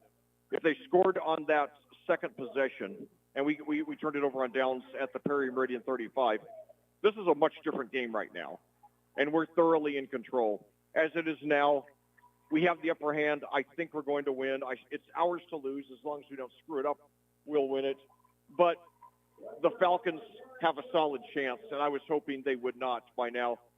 I understand not every game is going to be a running clock for the entire second half as it was last week against Mooresville. But, overall, not a great first half, but certainly a very good first half for your Quakers. But anyway, I'll tell you, I don't know what kind of coach I would have made. I don't know what kind of commentator I make, but I always say I'm a fan first, commentator second. I might not be able to break down the game the way John Madden did, but I think anybody who listens to my broadcast can tell how much I love Indiana high school football, and especially how much I love Plainfield and these kids. My 2 kids did not go into sports. They did not let me down by doing so. I know it's wrong to push kids into things that they're not interested in. So because of that, it's like the kids I'm commentating are like my adoptive kids for athletic purposes. That's how I feel about them. So I feel like an honorary dad to the Plainfield kids, and I follow everyone that has a Twitter or X account. I follow if I know about it, and I continue following them for years afterward. And I always like to check up and see what they're doing. And what I'm planning on doing at sometime in the near future. I'm planning on starting a webcast about great moments in Quakers football. I want to talk about great games, great seasons of the past, and try to track down some of these guys and coaches from the past and interview them and talk about the great moments of yesteryear in Quakers football history. In fact, just recently, I've especially been thinking a lot about that 2014 team. If you look them up in Plainfield history, you see the record was 4-8. You probably think it wasn't a very good team, but when you think about what those kids went through the first several games of the season with, the rash of injuries, they should have had a corporate sponsorship from a hospital. They had, I think, 14 or 15 injuries to projected starters. And then the way that after, being so crippled, so decimated, they came back and won 2 playoff games and nearly beat Ron Colley in the sectional championship game, lost by 7 points after we lost 24-17 to Ron Colley in the sectional championship after they'd beaten us 27-3 just 8 weeks earlier. We cut the margin from them. We cut the margin from 24 weeks, in week 4. I'm sorry, we cut the margin from 24 points in week 4 to 7 points in what was effectively week 12. I could not have been prouder of those kids for everything they've overcame, for everything they overcame, and how much that, they improved down the stretch. But now, fast forwarding a full decade, here we are. We're number one. And keep in mind, we were in 4A then. We were in 4A back in 2014, and the next year was a reclassification year. We moved up to 5A, which is where we remain now. And I imagine we will be for the foreseeable future. We have 1,800 students. I think to be in Class 6A, we'd have to be in the mid-2000s. We're not anywhere close to that. I think we're going to be in 5A probably for another decade or more. Of course, obviously you can't predict long-term, population changes in Plainfield, but likely we're going to be a 5A team for the near future.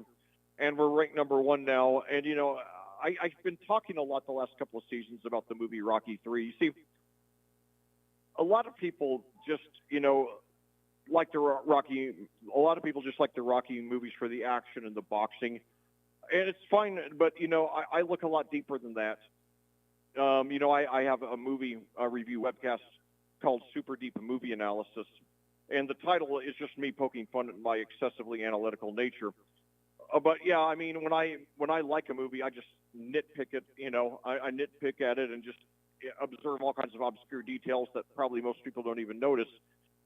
And with the Rocky movies, to me, with each movie, there's multiple themes. I mean, there are universal themes to the entire Rocky and Creed series.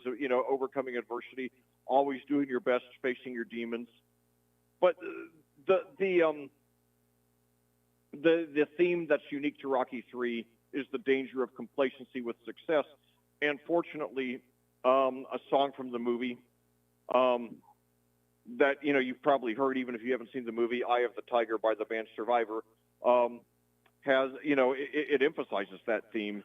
And it should be noted the song was written specifically for the movie, and the two guys in the band who wrote the song, Jim Peterick and Frankie Sullivan, actually watched a rough cut of the movie to get inspiration for the song, and they decided to write the song about the based on the line "Eye of the Tiger," because Rocky's trainer in the movie, his former rival Apollo Creed, keeps on telling Rocky that he previously had the eye of the tiger. In other words, the killer instinct. He lost it, and he had to get it back.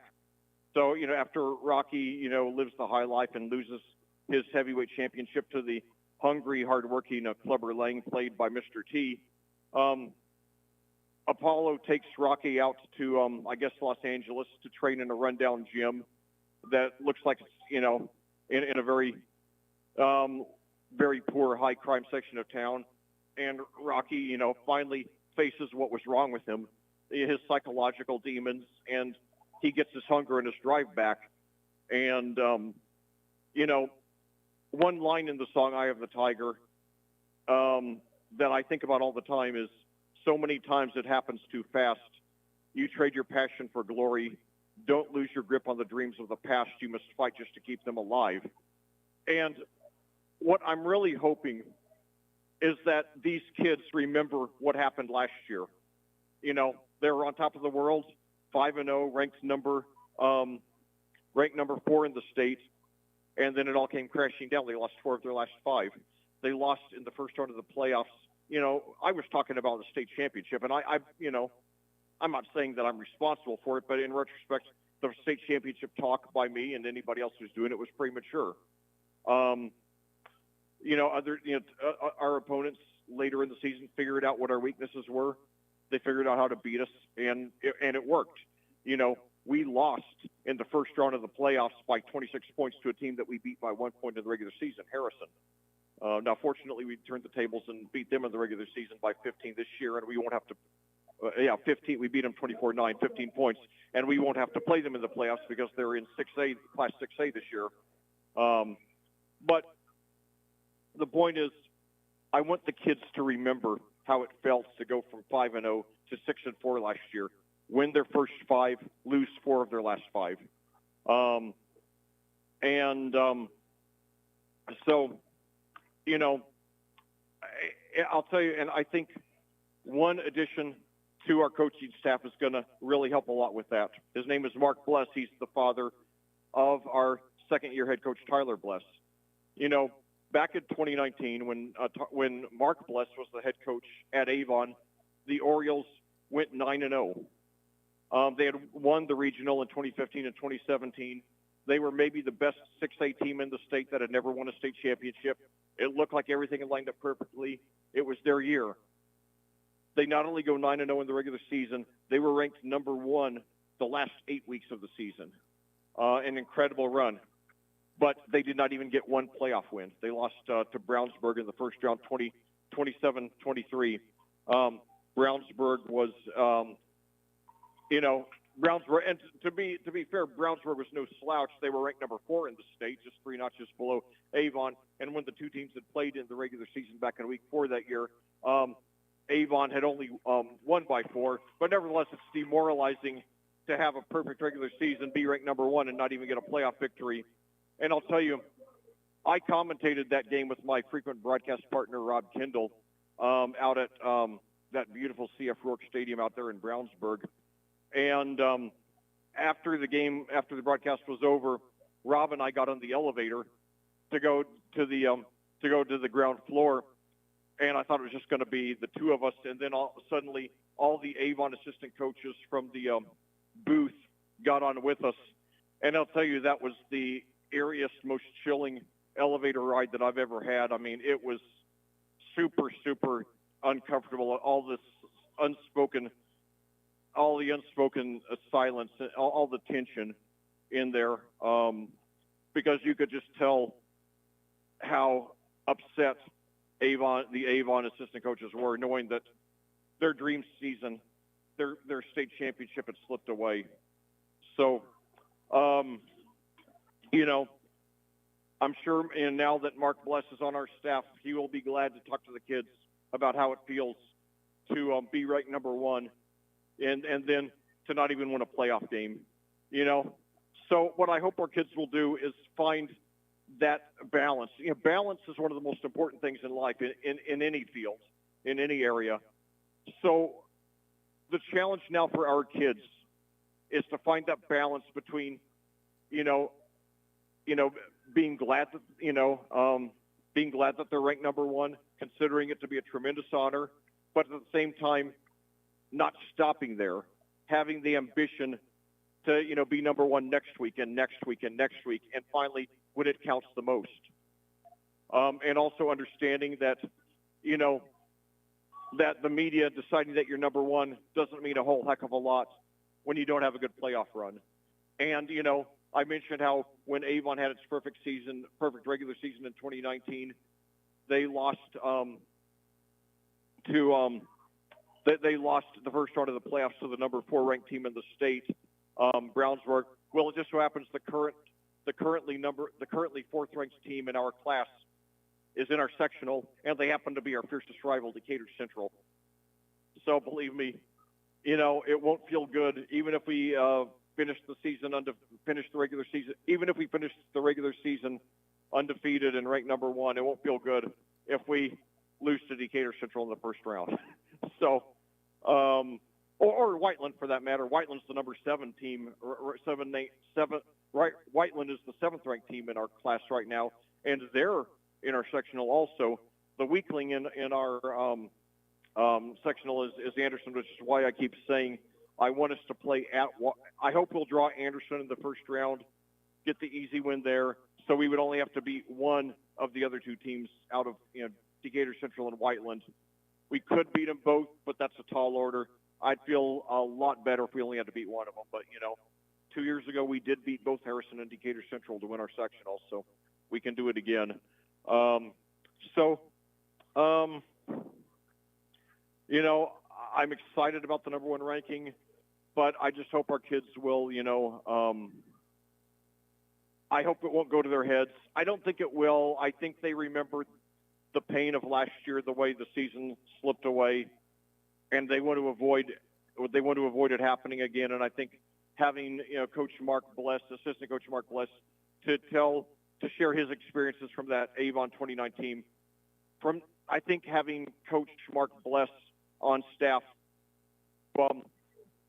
tell, our kids about his experiences with the Avon 2019 team will help our kids a lot. I think it'll help a lot. So, and of course, it'll help, it's great to have a long-time, 30-plus year veteran like Mark Bless on staff anyway. But that's one story in particular in which his experience will really be good for the kids. So, anyway, wow, I'm excited about, I just hope that we'll just keep it up and play to the best of our ability. This year, I've made a decision. Last year, when we were 5-0, I was talking state championship. I was already looking at who we would run into in the sectional, who we might run into in the regional, and so on. This year, I'm going to, getting back to Rocky, to take his catchphrase from the movie Creed and change it from boxing to football. One step at a time, one play at a time, one game at a time. One step at a time, one play at a time, one game at a time. That's how we got to take it this season. And, if we win the semi-state, then let's start talking about the state championship. One step at a time, one play at a time, one game at a time. And of course, every step of the way, I'm excited about watching and experiencing, and hopefully it will all shape up to be a monumental win in Plainfield history. And whatever happens, when the final second ticks off the clock at the end of the year, I so much want Plainfield to win a state championship, and I want to be there behind the mic to commentate it and bring it to the fans, and especially all the family members of these kids who couldn't be there at the game. But if, when the final second ticks off, if I know these kids did their best and they gave it absolutely everything they had, that's good enough for me. And, I'll be at peace, and hopefully they will too. So anyway, now back deep to receive the opening kickoff of the second half. John Hunter and Byron Hahn. Plainfield leading 14-6, and it's another deep kick by Hayab. This one, however, does not quite make it to the end zone. Falls around the 5 or 6. Right up, and he takes it up right around the 30-31. So solid return there.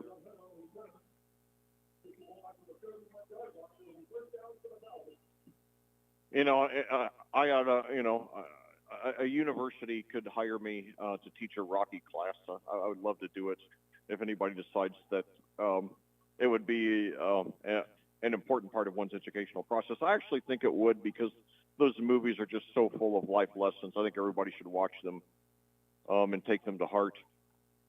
But anyway, so now Byron Hahn lined up to the right. I believe it's Neffel and Williams there. Neffel and Williams to the right, Hahn to the left, Hunter the running back.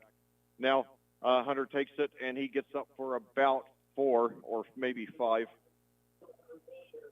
Hunter, the only Perry Meridian points. He got a touchdown late in the second quarter. The extra point was no good, bringing us to a current score of 14-6. Give Hunter credit for 4 there. I have him 12 for 34 on the game. 11:29 to go and counting in the third quarter. Plainfield leading 14-6. Quakers undefeated, 3-0, ranked number 1 in their class. Perry Meridian 2-1, trying to get their first winning season since 2003. And now I believe he's going to get forward progress up to the first down. That was a screen pass over there to Hahn. Yeah, so Zupan 7 for 11 now. 6 yards there to Hahn. Hahn now with his 4th reception. He has 44 yards on the game.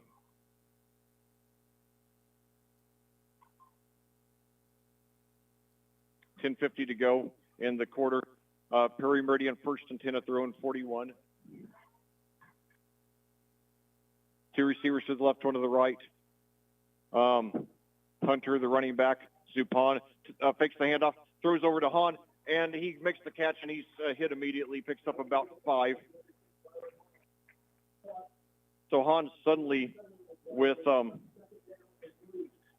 I gave him a little bit, a slightly better spot than I expected. They gave him 7 yards there. Hahn now 5 for 51. He did not have any receptions until the last Perry Meridian possession, which was their 3rd of the game. So now Williams and Neffel to the left, Hahn to the right, Hunter the running back, Zupan in shotgun. 10 minutes to go in the 3rd quarter. Plainfield leading 14-6. And now screen pass, and now it's tipped. And we got the interception. Yes, it was tipped. We got the interception around the 50. I couldn't tell who got it, but that's their 9th of the season. All right.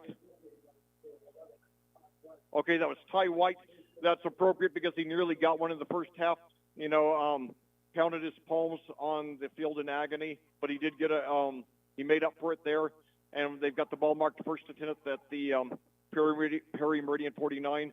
We get a touchdown here or even a field goal, then we're in the driver's seat. Come on, boys. So now we've got Garver and I believe that's Ellis to the left. I think it's Beers to the right. And then Wayrich and Starnes in the backfield. Now handoff to Wayrich, and he's up for about 6. Wayrich 58 all-purpose yards and 2 touchdowns in the first half.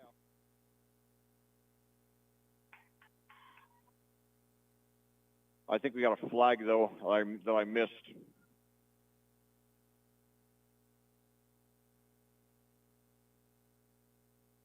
So we got 2 officials deliberating.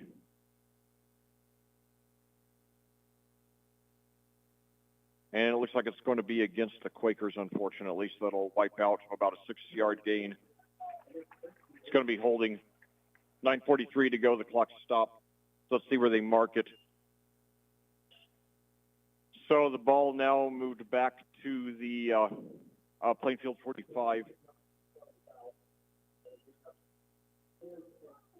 1st and 15 for the Quakers now, following that interception. Clock resumes. Now we've got Garver and Ellis out to the left. Now Saban gets it, hands off now, and it's going to be a rush of about 6 or 7 yards there by Starnes, who already went over 100 in the first half. Give him credit for 7 there. I have him 13 for 119 now. So second and 10 now for the Quakers there. 2 receivers to the left now. Now handoff there to Starnes, and he's got some room, and he's got the first down, and 1 man to beat up to the 30, and he brought down around the 26. All right.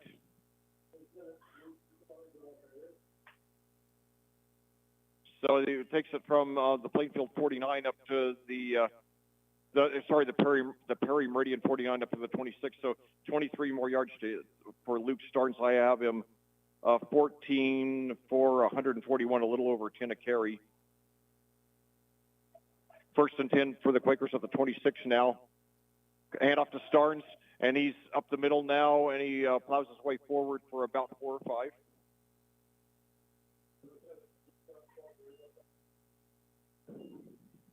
Starnes has gotten most of the yards, but it's Wayrich who has the 2 touchdowns. Give him credit for 4 on that one. 15 for 145 now. 8:20 to go and counting. Plainfield trying to get their 2-possession lead back. It's 14-6 now. Coming off their 9th interception of the season, 1st of the game. So now I believe it's Garver and Ellis lined up to the right again. This time Wayrich the only running back in there. Bonk takes it. Low snap, and he gets it over to Wayrich, who's up the middle inside the 20, up to about the 16. He's going to be very close to the first down if he does. Yes, he does have it. So Weston Wayrich, another 6. So I have Wayrich 9 for 38 and 2 touchdowns now. No, they didn't move the chains after all. So 3rd and 1 now. It looked like they were starting to move the chains there. They got it 3rd and 1 now, so Wayrich still in there. Just need one for the first down. Got 2 plays to get it. So Wayrich, he moves over to the right side. He leans forward. I think he might be a yard short. So I think they're going to mark him at the line of scrimmage. Obviously, 4-down territory. Well, they could go for a field goal here. This would be a 34. Hayob is hit from, so they marked Wayrich for no gain. So 4th and 1 at the Perry Meridian 17.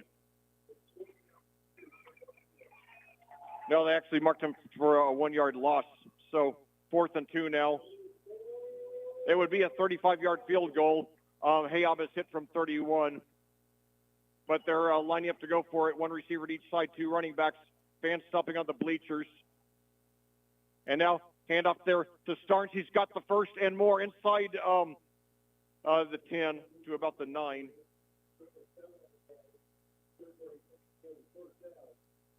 Okay, so let's see. They're marking him. Looks at the.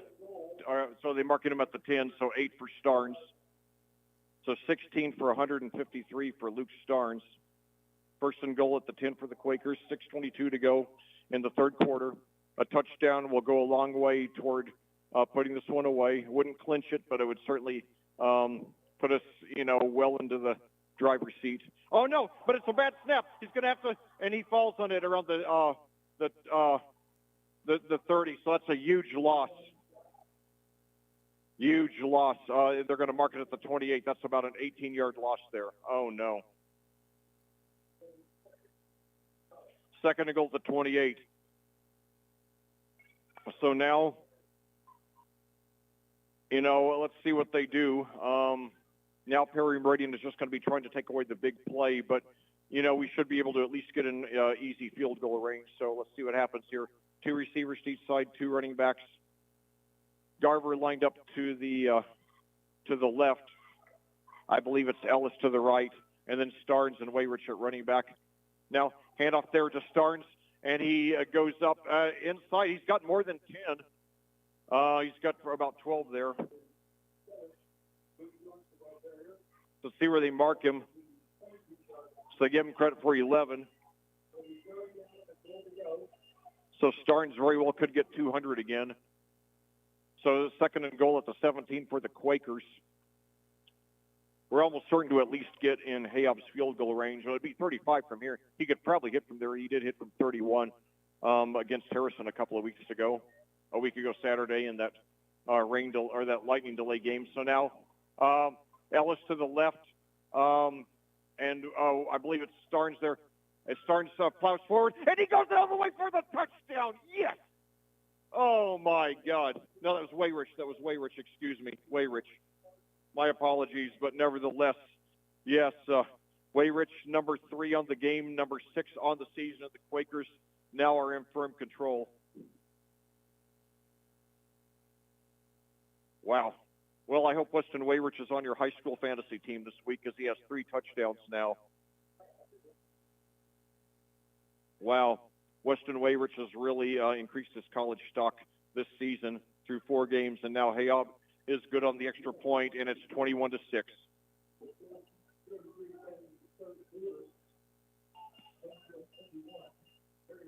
So we take it from 1st and goal at the 28. Then Starnes takes it up 11. Then Wayrich takes it into last.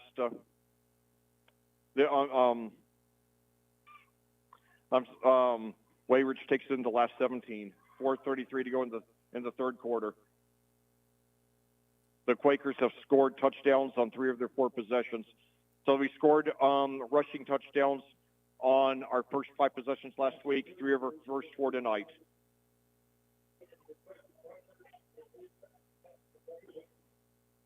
And one thing that makes it especially encouraging is that by now our opponents know darn well what we're going to do. But so far, none of them have been able to stop us. Now, we will run into somebody this year, probably sooner rather than later, who at the very least will be able to contain us. Maybe not stop us. It might be Decatur Central, might be Whiteland, might be Franklin. But, we got to be ready for it, and that's why we got to establish more of a passing offense. But we're improving game to game, and we just got to keep on moving forward, getting better every week, and making sure that we're on top of our game by the time the playoffs start 7 weeks from tonight. And Hayab, this one goes out of bounds near the end zone.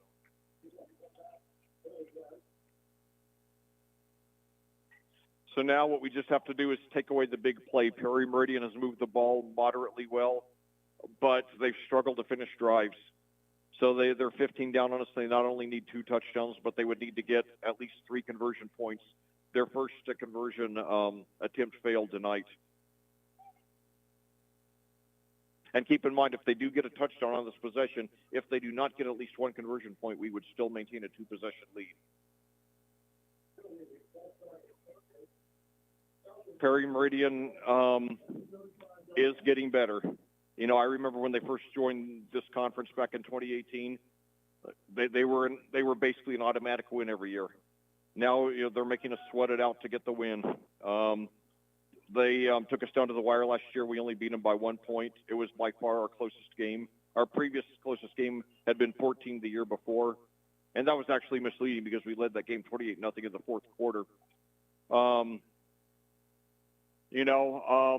They're the biggest school in the conference, so they're going to, they're going to have a lot of good teams over the years. Cooper has the team moving in the right direction. So, and now Hunter there, starting from the 35, gets 6 or 7. There is a flag, however, stopping the clock with 4:27 to go.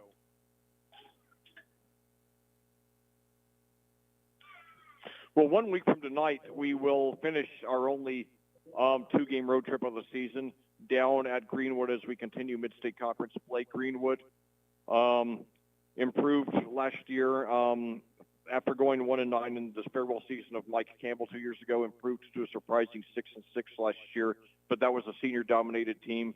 Justin Bozen, has changed Greenwood from a heavily rushing team to a heavily passing team. Still pretty weak defensively. We should be able to run all over them. That would put us at 5-0, assuming we hang on to win tonight.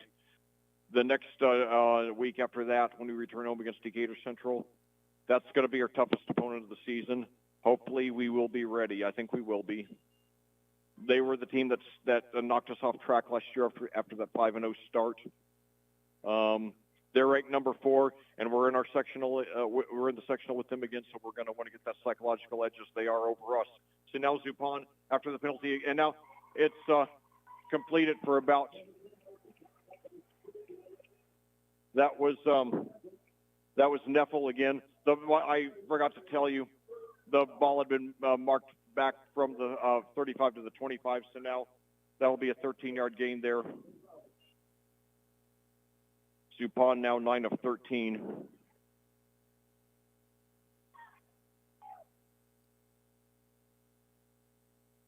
Neffel 3 for 28 tonight.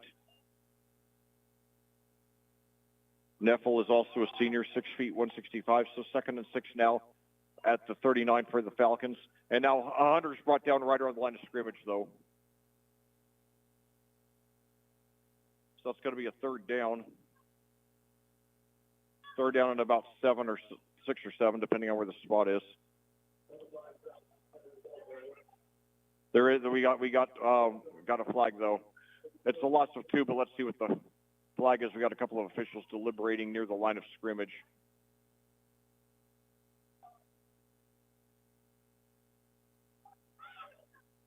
Now apparently there was no flag. I stand corrected. So 12 of 32 and a touchdown for Hunter on the game. Now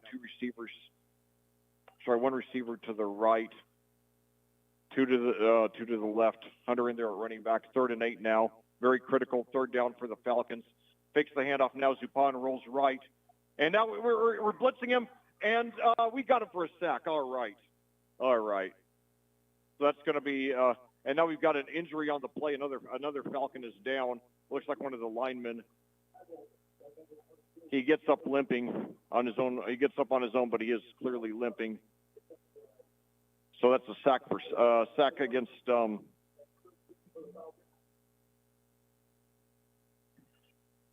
a 6-yard sack there against Zupan. So it looks like the Falcons are going to punt. And any score by Plainfield would make it a 3-possession lead and virtually clinch it. Luke Starnes back deep to receive, standing at the Plainfield 41.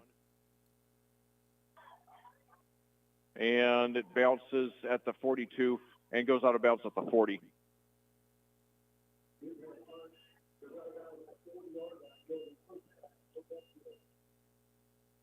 You know, earlier at halftime, while I was talking about, you know, the first half or Rocky or whatever, or the Plainfield's number 1 ranking. Well, hold that thought. I want to make sure I have enough time to make this comment. I wanted to make it at the time, but I didn't want to get sidetracked. So I have a very bad tendency to do that, including during my broadcasts. So anyway, 2 receivers now to the right for Plainfield, leading 21-6. Looks like they will be holding on to that number 1 ranking, barring a major collapse here. So 2 receivers to the right, 1 to the left. Now Starnes gets it, and he takes it up. He's hit around the 42, but spins around, gets a couple more. So Starnes, 18 carries now on the game, 168 yards, no touchdowns whatsoever. Weston Wayrich, all 3 of the touchdowns tonight. Wayrich, 6 on the season. Starnes, 8 on the season.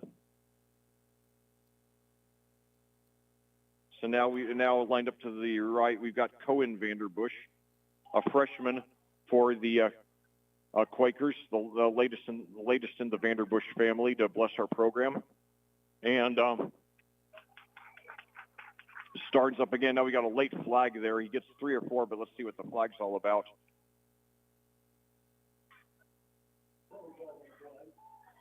So after Caden and, you know, I was afraid that after Caden and Cale that the Vanderbush family well had run dry, but now we've got Cohen, and he's only a freshman, so we got him back 3 years, which is good.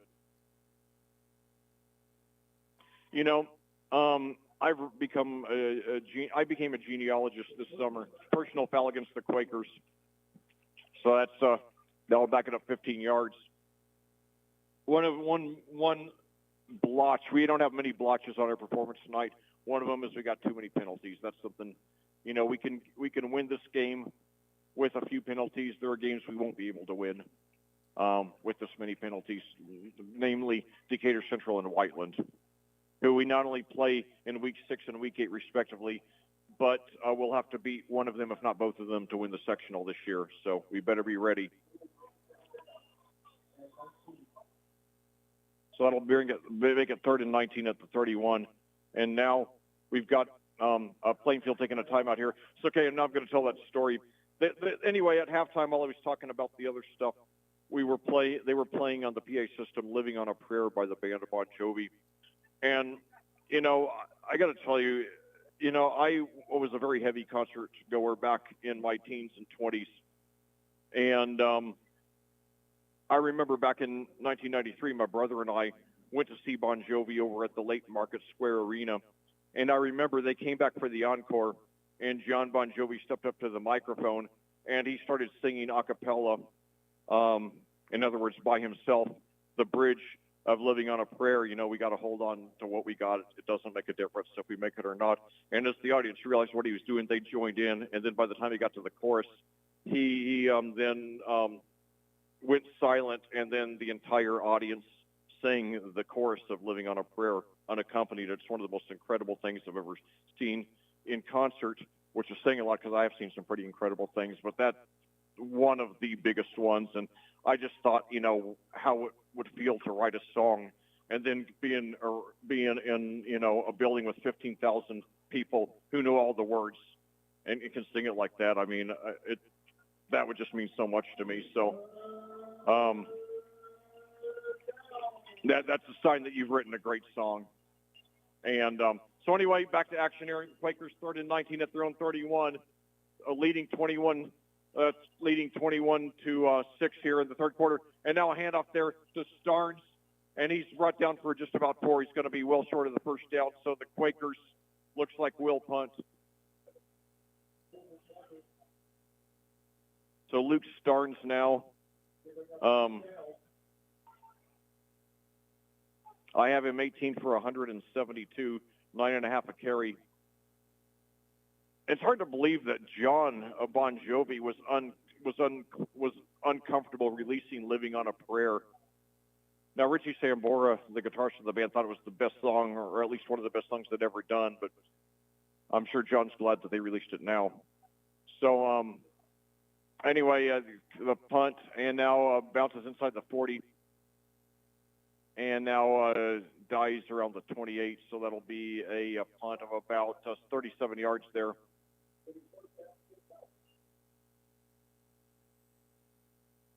So Perry Meridian, 1:20 to go in the third quarter, trailing by 15.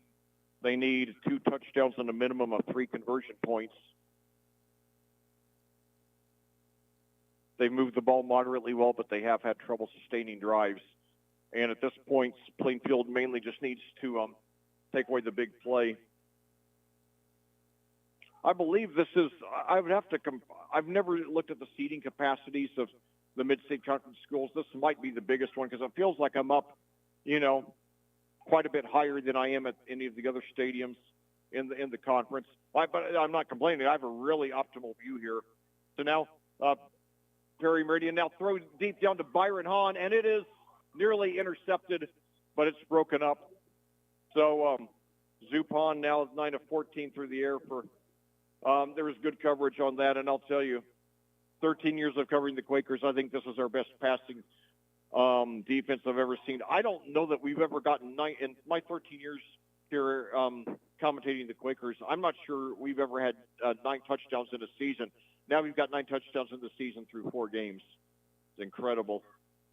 And by the way, it should be noted, Zupon coming into tonight only 1 interception through his first 3. And it wasn't even his fault. It was a tipped pass, but, great defensive play by our guys. And now Hunter for a short gain. No,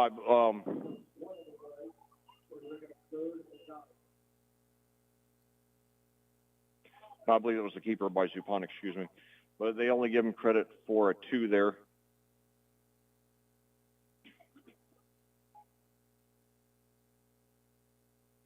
So a very critical 3rd and 8 for Perry Meridian. Now in the last minute of the third quarter, they trail by 15. Got to keep this drive alive. So now Zupon takes it, rolls right, and he throws downfield. And did he make the catch? He had to get down very low. It was intended for Neffel. So now now 4th and 8 at their own 31. The Falcons likely to punt here.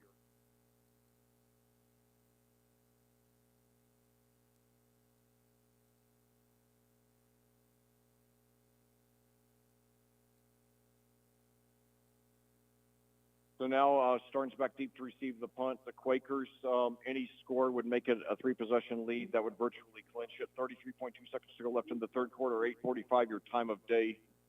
Game 4 of 9 in the regular season. Plainfield ranks number 1 in the state in Class 5A. Yes, number 1. You heard that correctly. So Starnes takes it on a couple of bounces at the 33, brings it up to the 45, to 50, and now pushed out of bounds right around the 46.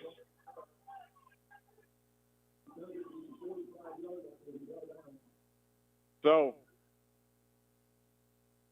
20.5 seconds to go in the quarter. The Quakers a quarter and a play away from winning this one and going to 4-0 for the second consecutive season.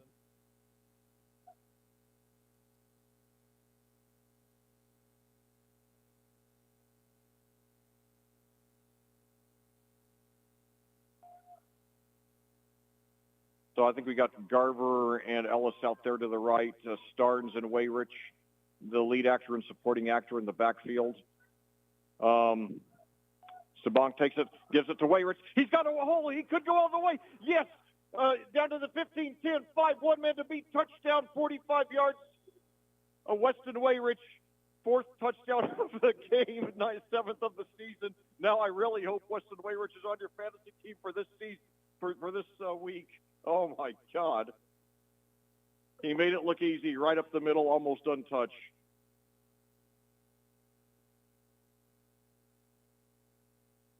This is the first game all season that Starnes has not scored a touchdown. And that puts Wayrich into double figures, or triple figures, excuse me. I have him 12 for 103 now. That being, I'm almost certain a career long. I will check, though, to verify that. And the extra point is good.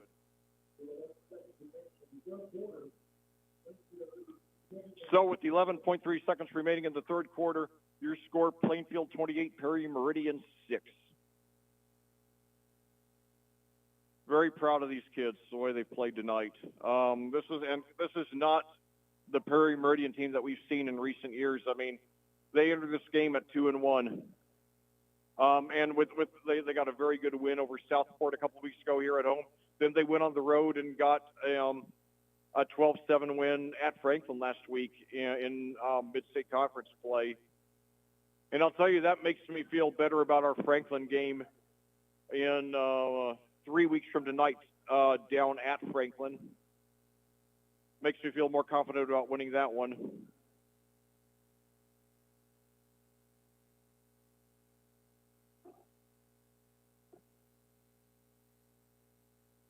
So,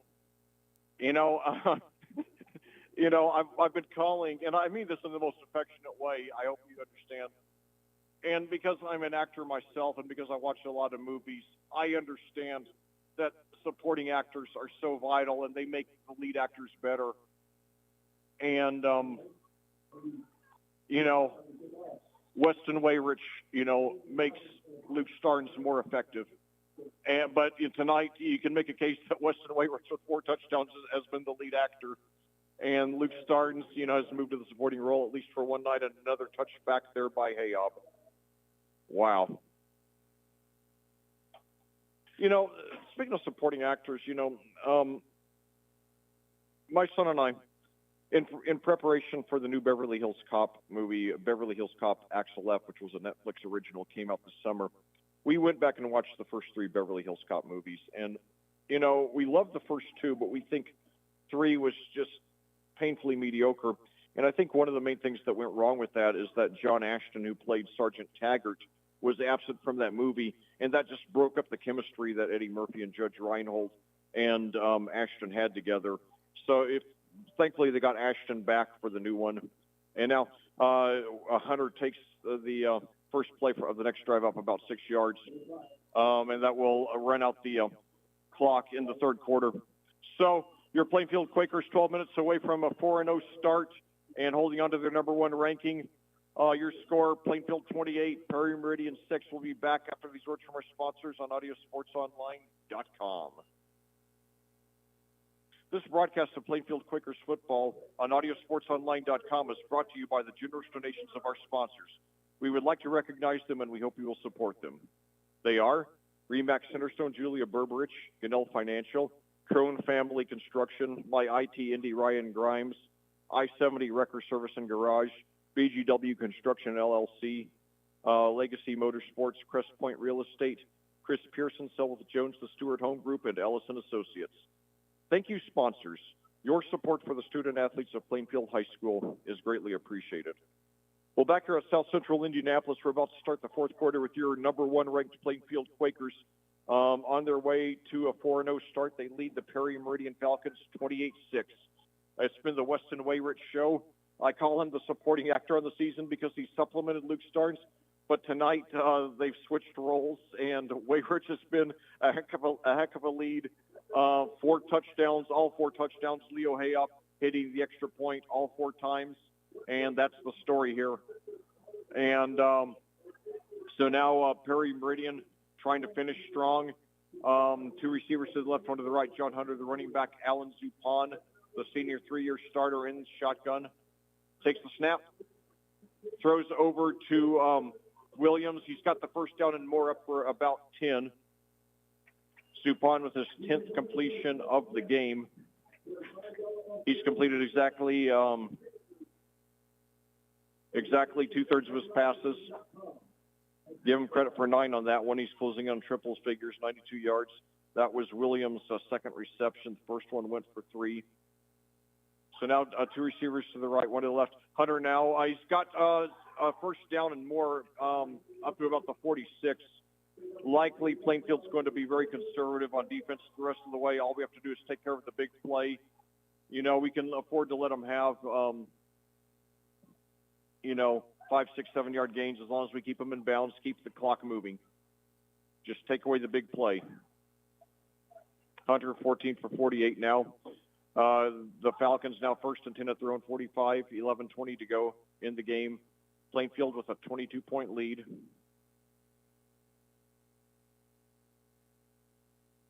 Two receivers to the right, one to the left. Fake the handoff to Hunter. Now throwing deep down the left side for Hahn.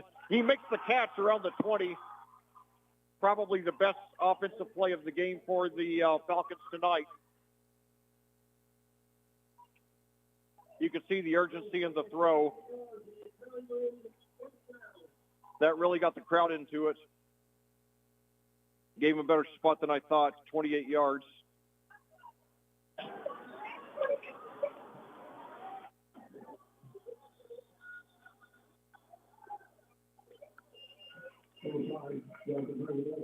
And now we've got Hunter on a short rush there.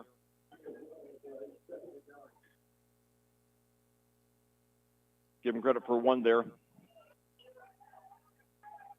15 for 49 for Hunter now.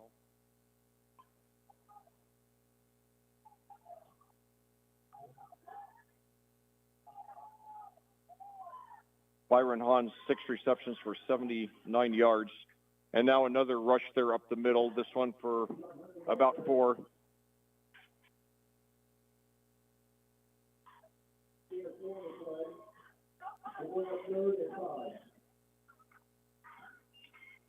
So another 4 for Hunter there.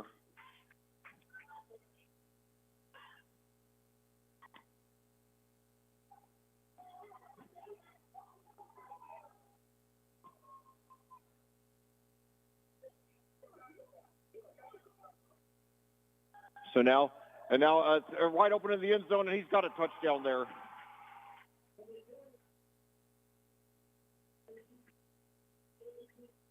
So, and Neffel, so for 14 yards there. And Perry Meridian makes it a 2-possession game there. So that's the first passing touchdown of the game there for the Falcons tonight, coming from 14 yards to Neffel.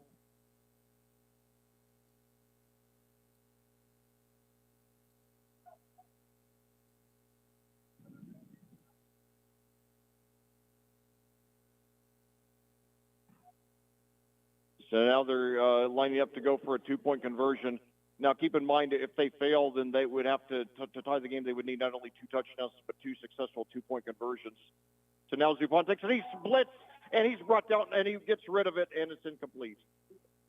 So this Perry Meridian, both conversion attempts have failed, and Plainfield 16-point lead now.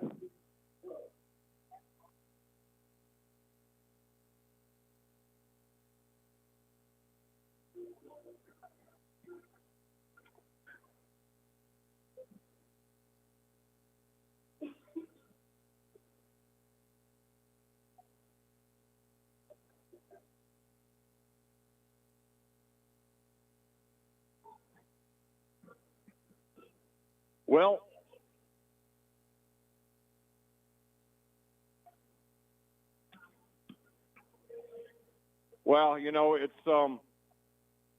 been an exciting season so far. Hard to believe next week will be the midway point of the regular season.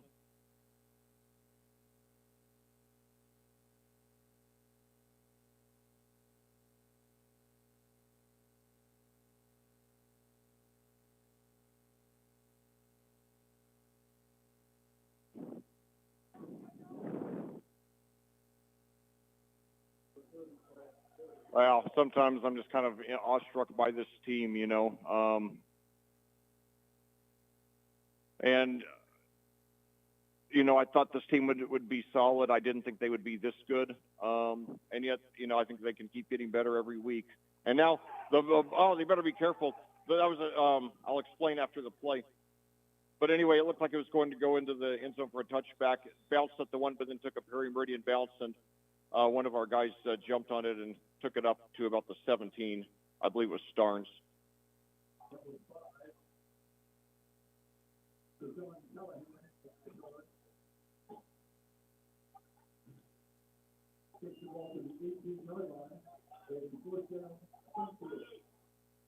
So anyway, now your Quakers take over at the 18, 9:38 to go. They lead by 16 points. It's theirs to lose now. Perry and Meridian to tie, they would need not only 2 touchdowns, but 2 successful 2-point conversions. They're 0 for 2 on conversions tonight. They went for the 1, and it was blocked. Then they went for the 2, and there was an incomplete pass on a near sack on Zupan.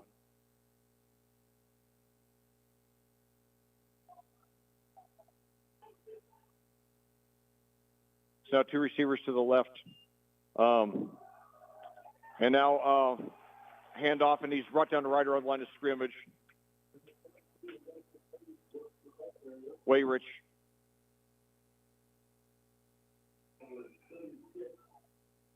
Brought down right around the line of scrimmage. But he has 103 yards and 4 touchdowns tonight. 2nd and 10 now for the Quakers. I think that right now they just want to, milk the clock, get a couple of first downs. Be nice to get Starnes a touchdown tonight. But hard to believe now, Wayrich now is almost caught up with Starnes on touchdowns. He has, Wayrich has 8, Starnes has 8, Wayrich 7 on the season. And now, a handoff there, I believe that was Starnes, brings up about 7 or 8.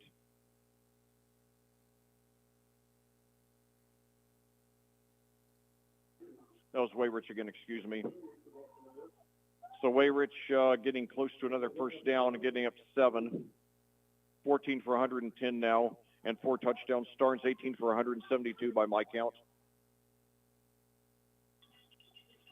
So now 2 receivers to the right.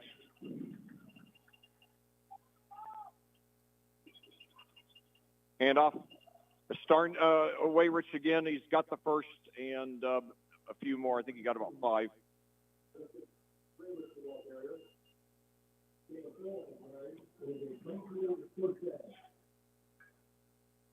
So they give Wayrich credit for 4 there.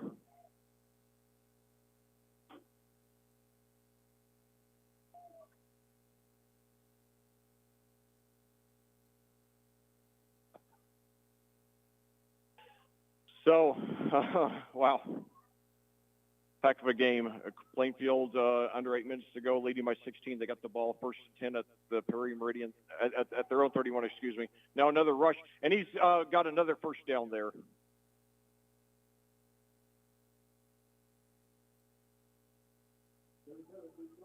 Starnes again, after the Wayrich got the last several.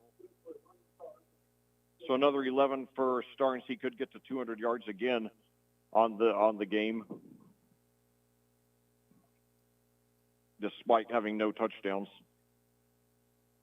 It'd be nice to get him 1 to close out the game. Any score by Plainfield would make it a nearly insurmountable 3-possession lead here under 8 minutes to go in the game now. And now Starnes gets it again, and he's got another first down, past the 45, past the 40, on his feet up to the 35, 30, and drags his way up to about the 25. I think we got a late flag.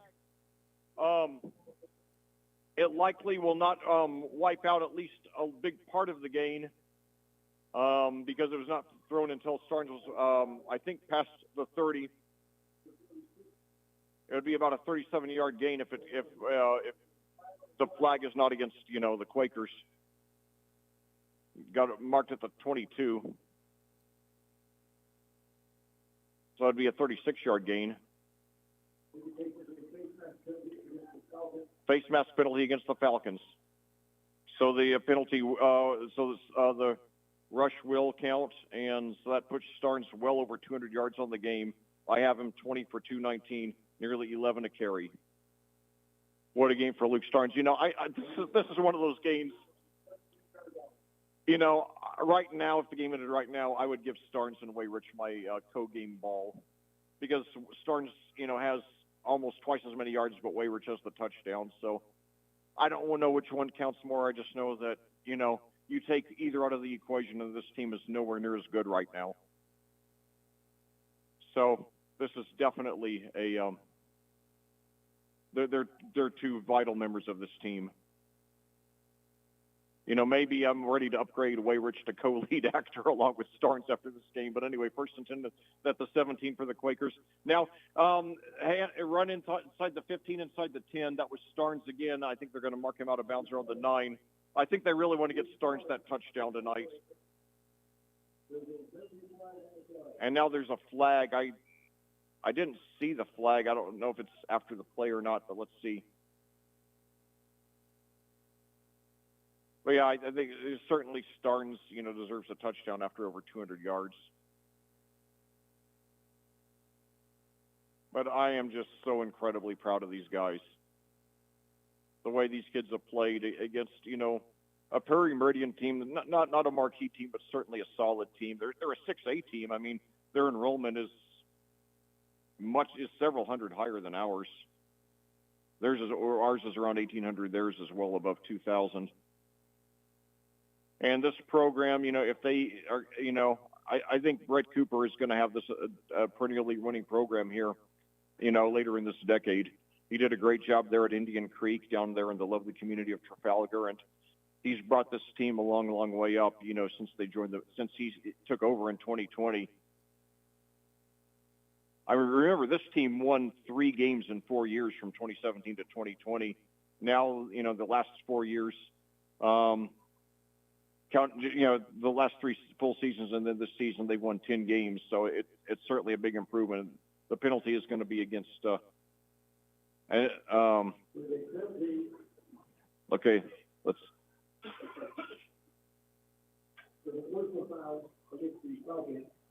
personal foul against the Falcons, offsetting penalties. So that'll make it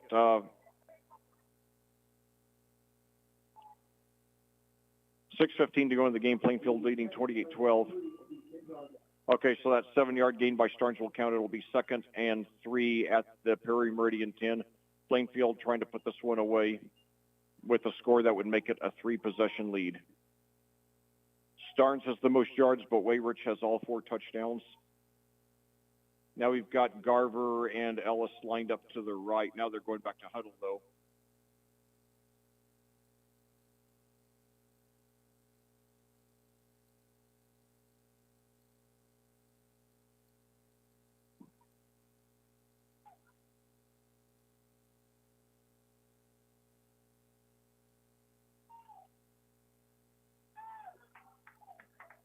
So now, Ellis and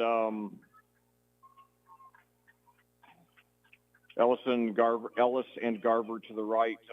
Wayrich and Starnes, the running backs. Now over to Ellis on a reverse. He takes it around the 10, dives up for a couple. Hard to believe, it seems like a long time because all of our touchdowns since then have gone to either Wayrich or Starnes, except for our interception return for the touchdown last week.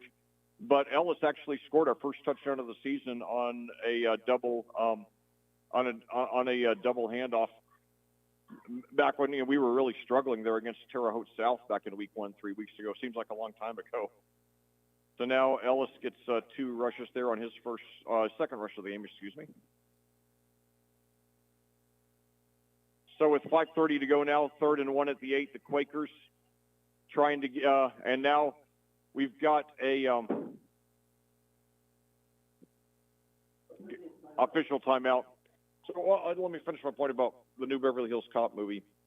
My son and I agree that the new one, Beverly Hills Cop Axel F, is about as good as the first 2. And the main thing is they've got the 3 Musketeers back, Axel played by, of course, Eddie Murphy. Axel Foley played by Eddie Murphy, and then Rosewood played by Judge Reinhold, and Taggart played by John Ashton. The chemistry, 40 years after the original and 37 years after part 2, the chemistry among those 3 guys is just fantastic. And, really, I had never realized what an important character Taggart was until I saw part 3 and felt so let down by it. But anyway, the point is that, it's a parallel I see between movies and sports. Your supporting cast sometimes is very important. Sometimes your supporting cast is as important as your lead cast.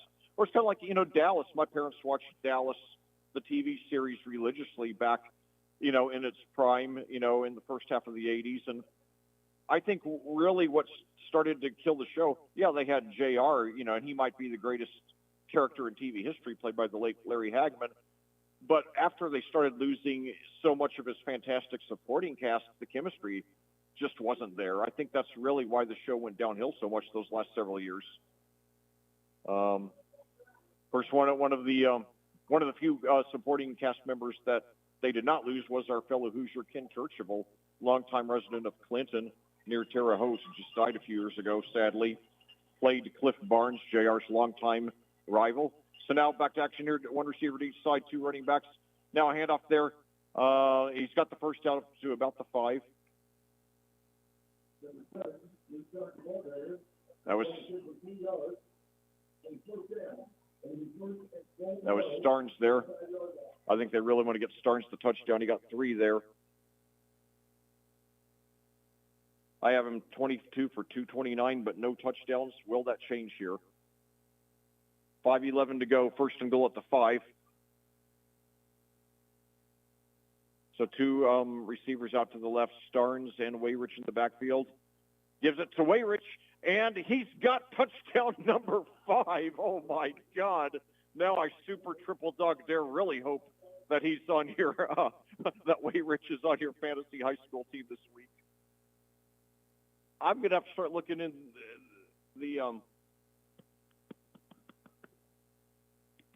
I'm going to have to start looking in the Plainfield record books to see if that is some kind of record. And, maybe they wanted everybody to think that they were trying to set up a touchdown for Starnes and then give it to Wayrich, because he just practically walked right in. I mean, and now the extra point is up, and it is good. So, hey, perfect 5 for 5 on the game. So now with 4:57 to go in the game tonight here in South Central Indianapolis, your Plainfield Quakers 35, the Perry Meridian Falcons 12. Plainfield showing why they've got that number 1 ranking and will likely hold on to it next week.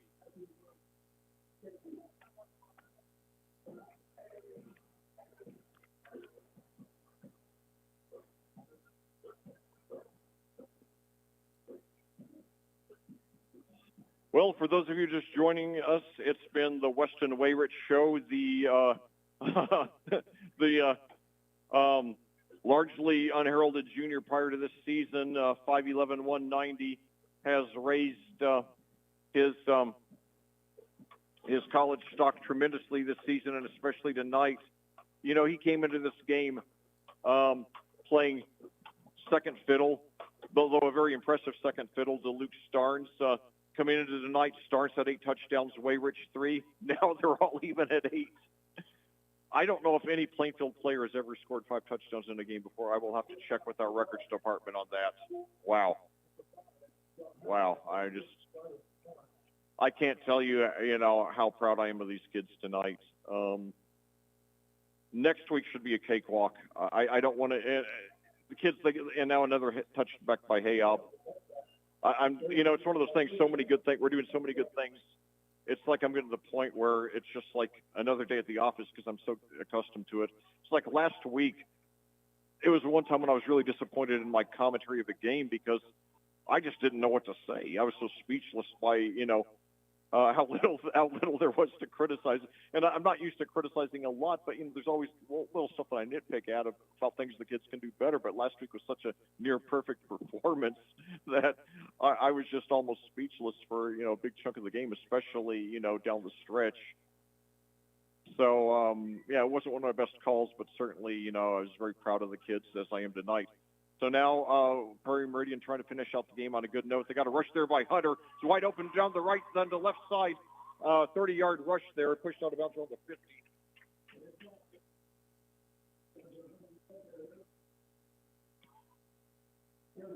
So Hunter padding his statistics tonight. He does have a touchdown. I gave him 5 yards more than I thought they would get him. Maybe I missed. Maybe I didn't see the yard mark. Maybe I saw the wrong yard marker. Sorry, I got tongue-tied on that. So anyway, pass now to Hahn. He picks up about 5. Dupont has played decently tonight. He's completed 13 of 18 passes. Hahn has had some good moments. He picks up 5 there. 7 receptions.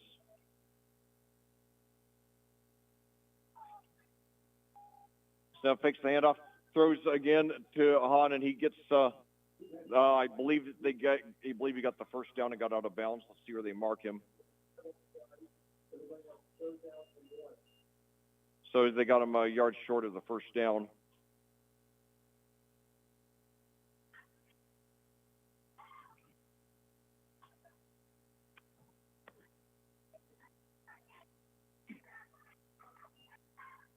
So now Hahn, another short pass, but this time I think they keep him in bounds.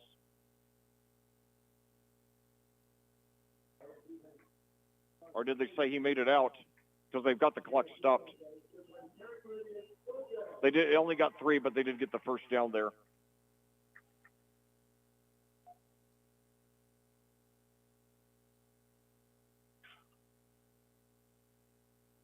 So 1st and 10 at the Plainfield 33 for the Falcons. They trail by 23 points, 4:17 to go in the game. And now throwing downfield to Hahn, but it's incomplete. So Zupon 15 for 22 on the game now, 146 yards, 1 touchdown, 1 interception. That was the 9th interception on the season for the Quakers.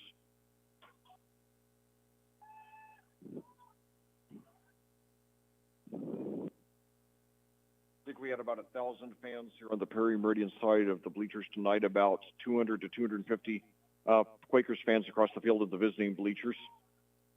So now a near sack there, but Zupon takes it up himself, showing some good speed, pushed out of bounds around the 25, so it's going to be close to the first down. His 5th keeper of the game.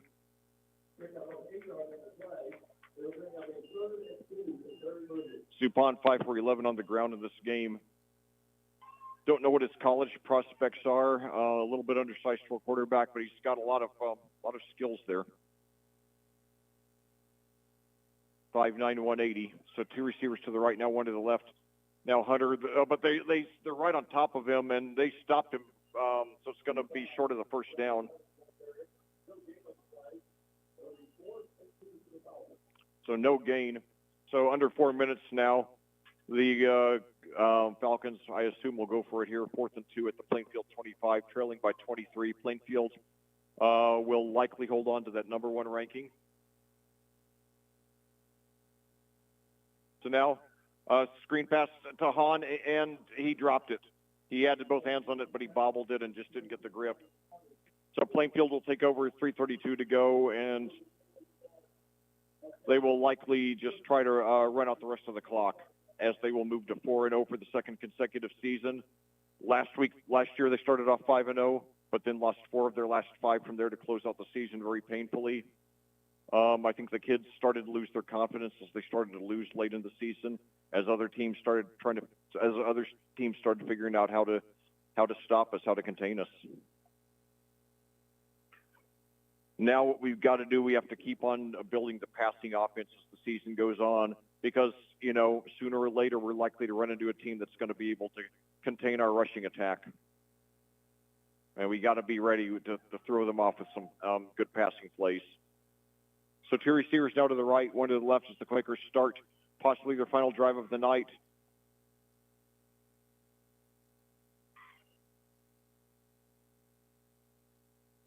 Short rush up the middle.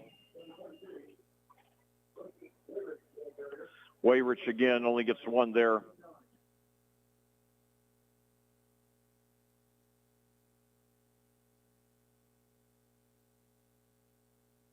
Weston Wayrich, 17 rushes, 120 yards, 5 touchdowns, giving him 8 on the season. Now we got a whistle here with 2:58 to go. Plainfield 35, Perry Meridian 12, 9:17 your time of day. starting our only 2-game road trip of the season that will conclude in 1 week from tonight at Greenwood. The Woodmen 1-2 entering their game tonight. So now a handoff again, and this time he's up for about 2 or 3. Now that was for this first carry. That was Corin McGill with his first rush of the game. So it's good to see a new guy in there.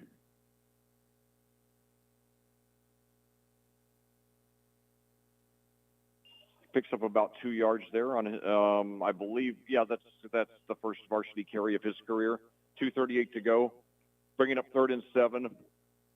Each team with 2 timeouts left. So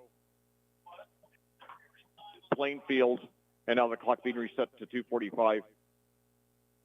But anyway, Plainfield will, hard to believe, we'll be at the midway point of the regular season.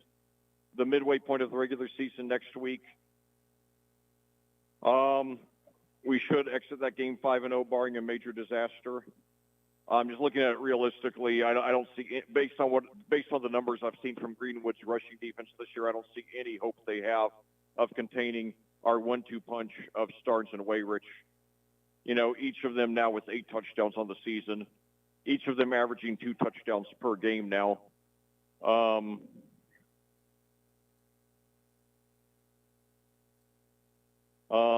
Then that's when the schedule gets really tough for us. We got Decatur Central. It's going to be a tough one, ranked number 4 in our class. They'll be gunning for us. And now a handoff there again, and he's got the first down. So that was McGill again.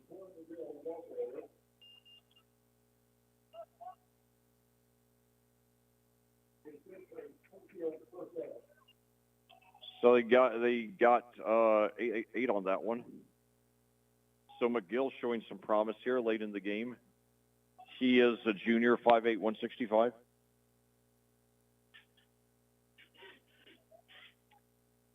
.218 to go. Plainfield, 1st and 10 at the Prairie. Meridian 37, leading 35-12. And now McGill again. This time stopped for maybe 1 or 2.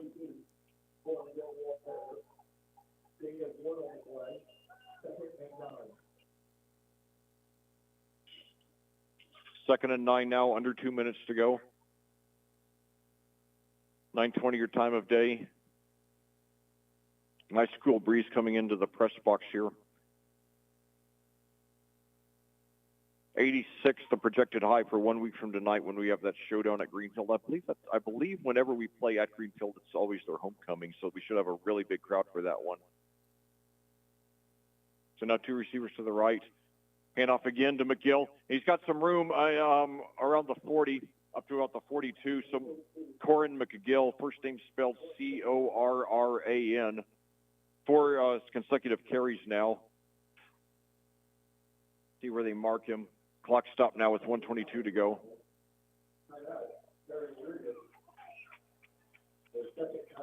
Give him credit for 4. So McGill 4 for 15 and a long of 8 here. 1:22 to go.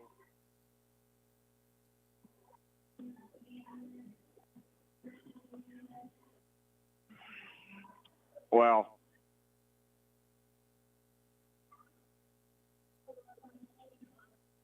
Well, hopefully we'll get, a lot of, hopefully we'll get to fill up the bleachers at Greenfield a week from tonight.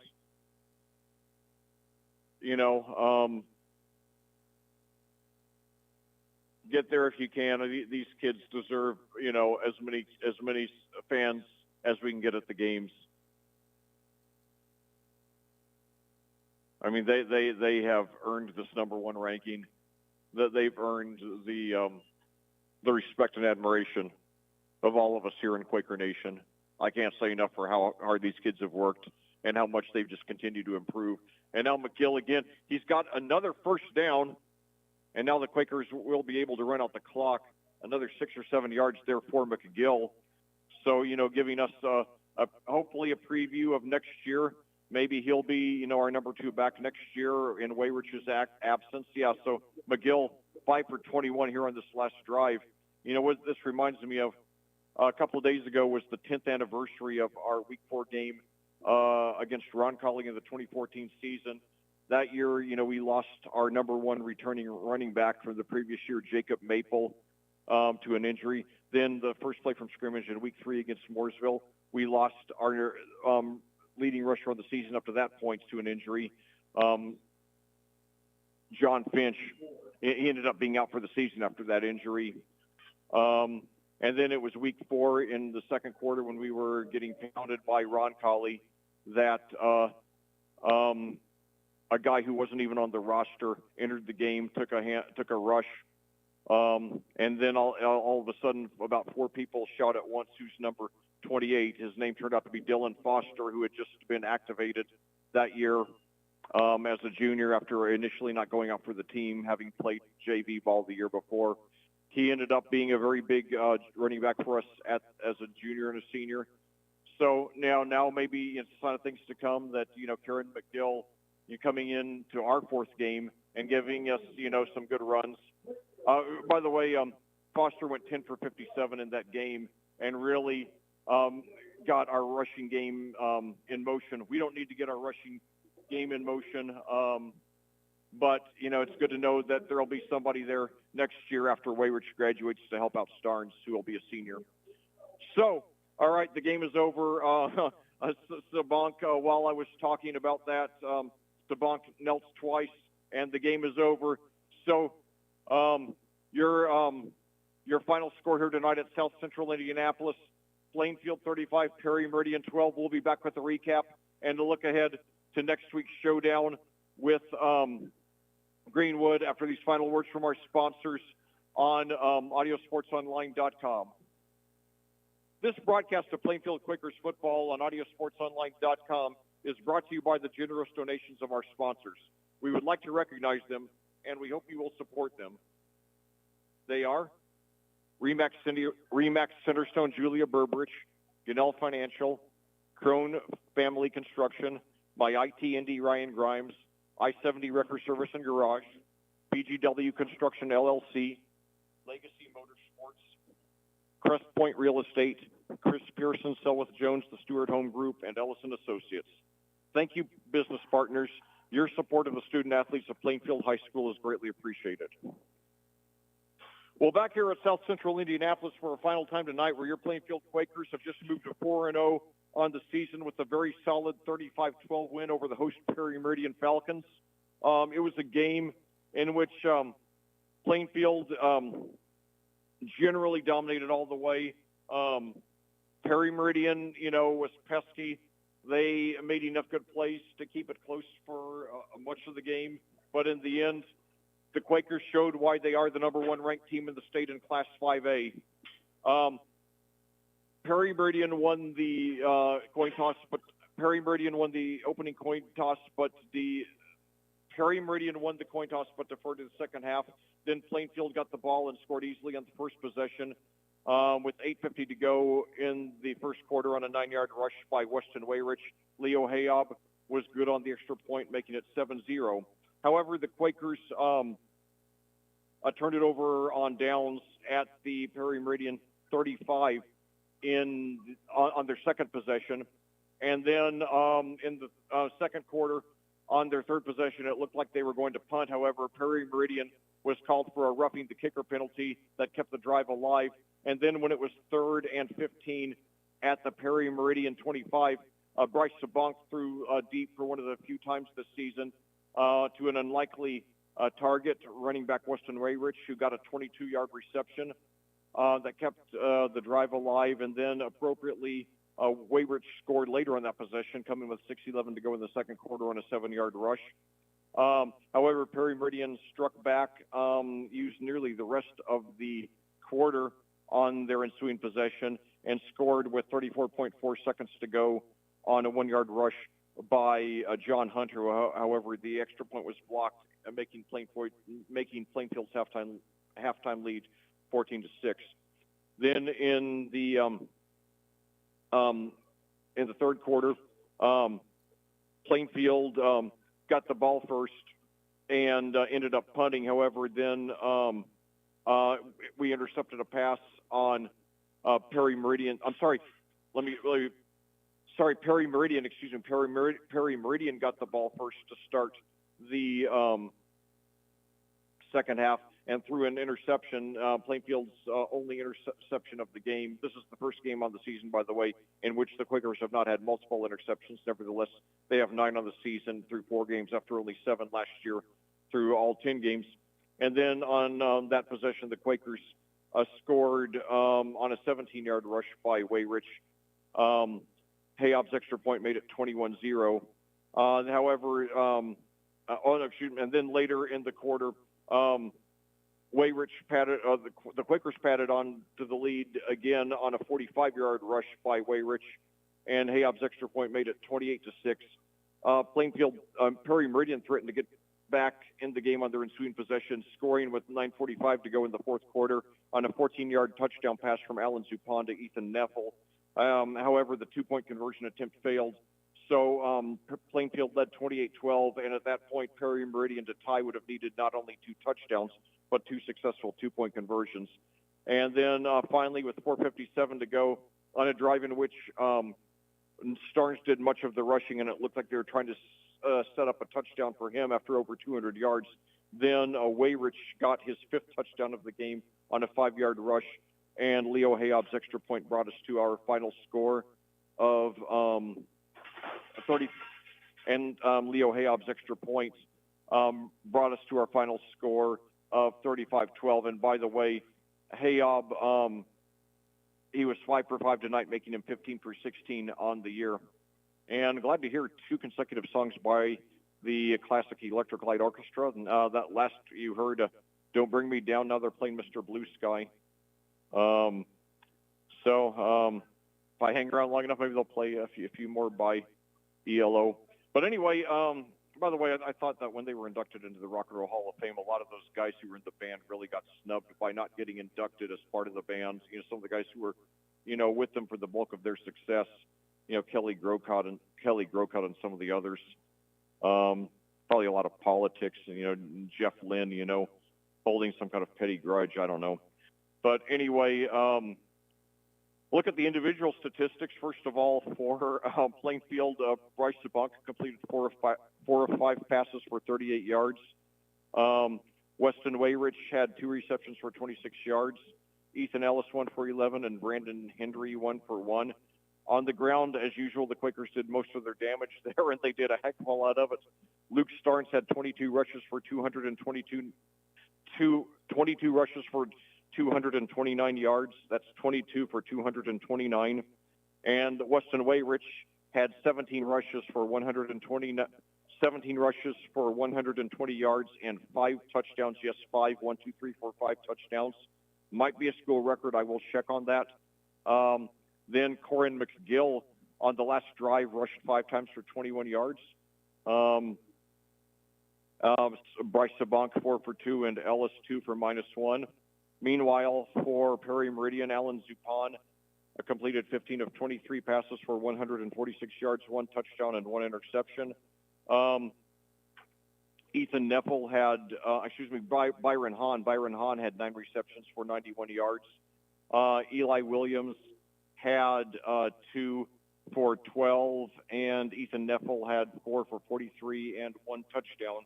On the ground, John Hunter had 18 rushes for 88 yards and 1 touchdown. Zupan had 5 for 11, and Eli Williams 1 for -3. So in conclusion, this was, I would give this an A- performance by the Quakers. They did commit a few too many penalties, including, some 15-yarders that could have been harmful to us in a close game. Couple of drives that we didn't finish that we should have. But other than that, a near perfect performance. And I could not be prouder of these kids. After we opened the season ranked number 9, I didn't think we'd open in the top 10. I thought we were a year away from being a top 10 caliber team. but we opened at number 9. Then, despite our opening game win over Terre Haute South, 31-27, we actually dropped a notch to number 10 the next week. Maybe they thought that Terre Haute South wasn't a very formidable team, and therefore we should have run away with it. I don't know, but we dropped a notch. However, then then the big win over Harrison, 24-9 on that Saturday morning / late afternoon, or late morning, Saturday late morning / early afternoon when we beat Harrison 24-9. We jumped up 5 notches to number 5. Then last week after the 42-0 thrashing of Mooresville, that could have been worse. I went to the rankings and I immediately looked at number 4. I thought we'd jump up 1 notch. And then I didn't see us at 4. Then I thought, well, maybe we held at 5. And then I thought, did we sink? And then I looked 6, 7, 8, 9, 10. We weren't there. It's like, that's odd. Where are we? And then I just looked at the top, and there we were. I couldn't believe it, So yeah, it's such a great feeling. But now the challenge week to week is going to be every team gunning at you because you are number 1, and they're going to want to beat you. And so we got to be ready for it. We were ready tonight. Hopefully we'll be ready against Greenwood next week, and especially Decatur Central 2 weeks from tonight for our homecoming. So anyway, we do need to establish a better passing offense. It's not that our rushing offense isn't good enough, but there are going to be games in which there are going to be opponents who are good enough to contain us on the ground. So we got to have other ways to beat them. Because I've seen too many times over the years in football, you're a one-trick pony. Eventually you run into somebody who can slow your pony down enough, or even 2 ponies in the case of Starnes and Wayrich. So we got to have a few other ponies who can get the job done as well, preferably through the air. So anyway, looking ahead, Plainfield returns to action 1 week from tonight, the midway point of the season, against the Greenwood Woodmen.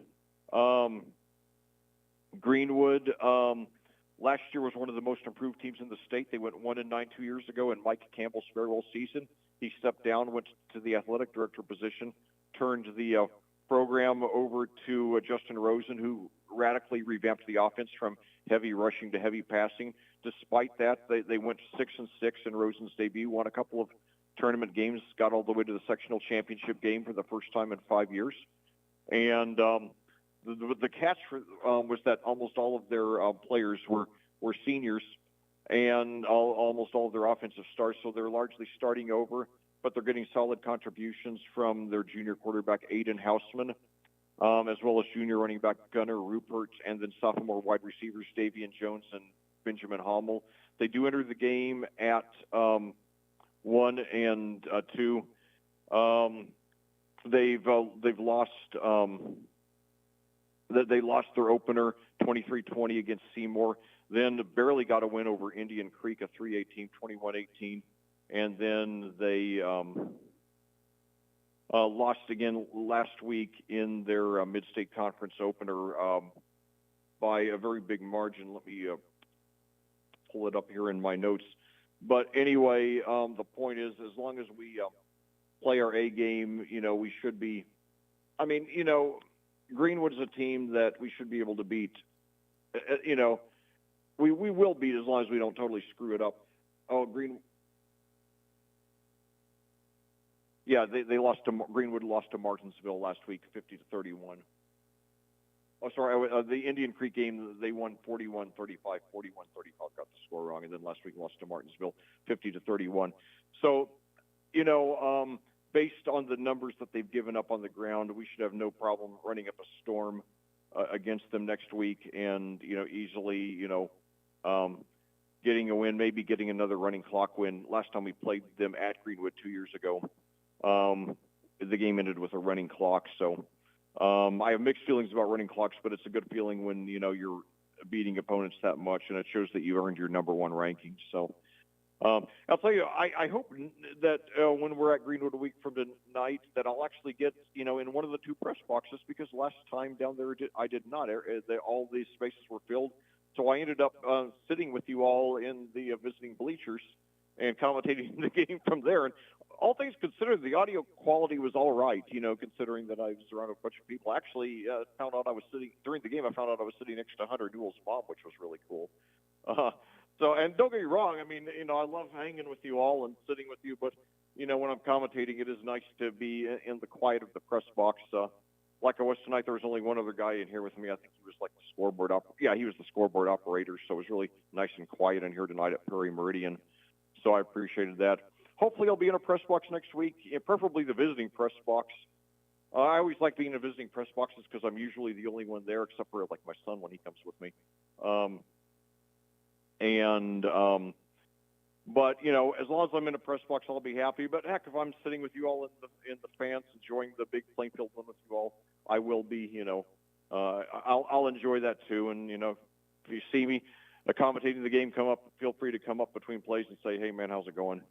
So I always love to meet other Quaker fans. So anyway, what can you say? 4 games into the season. I thought we'd be a solid team this year, but better next year, starting senior year. But nothing wrong with arriving ahead of schedule. But now we just got to stay focused.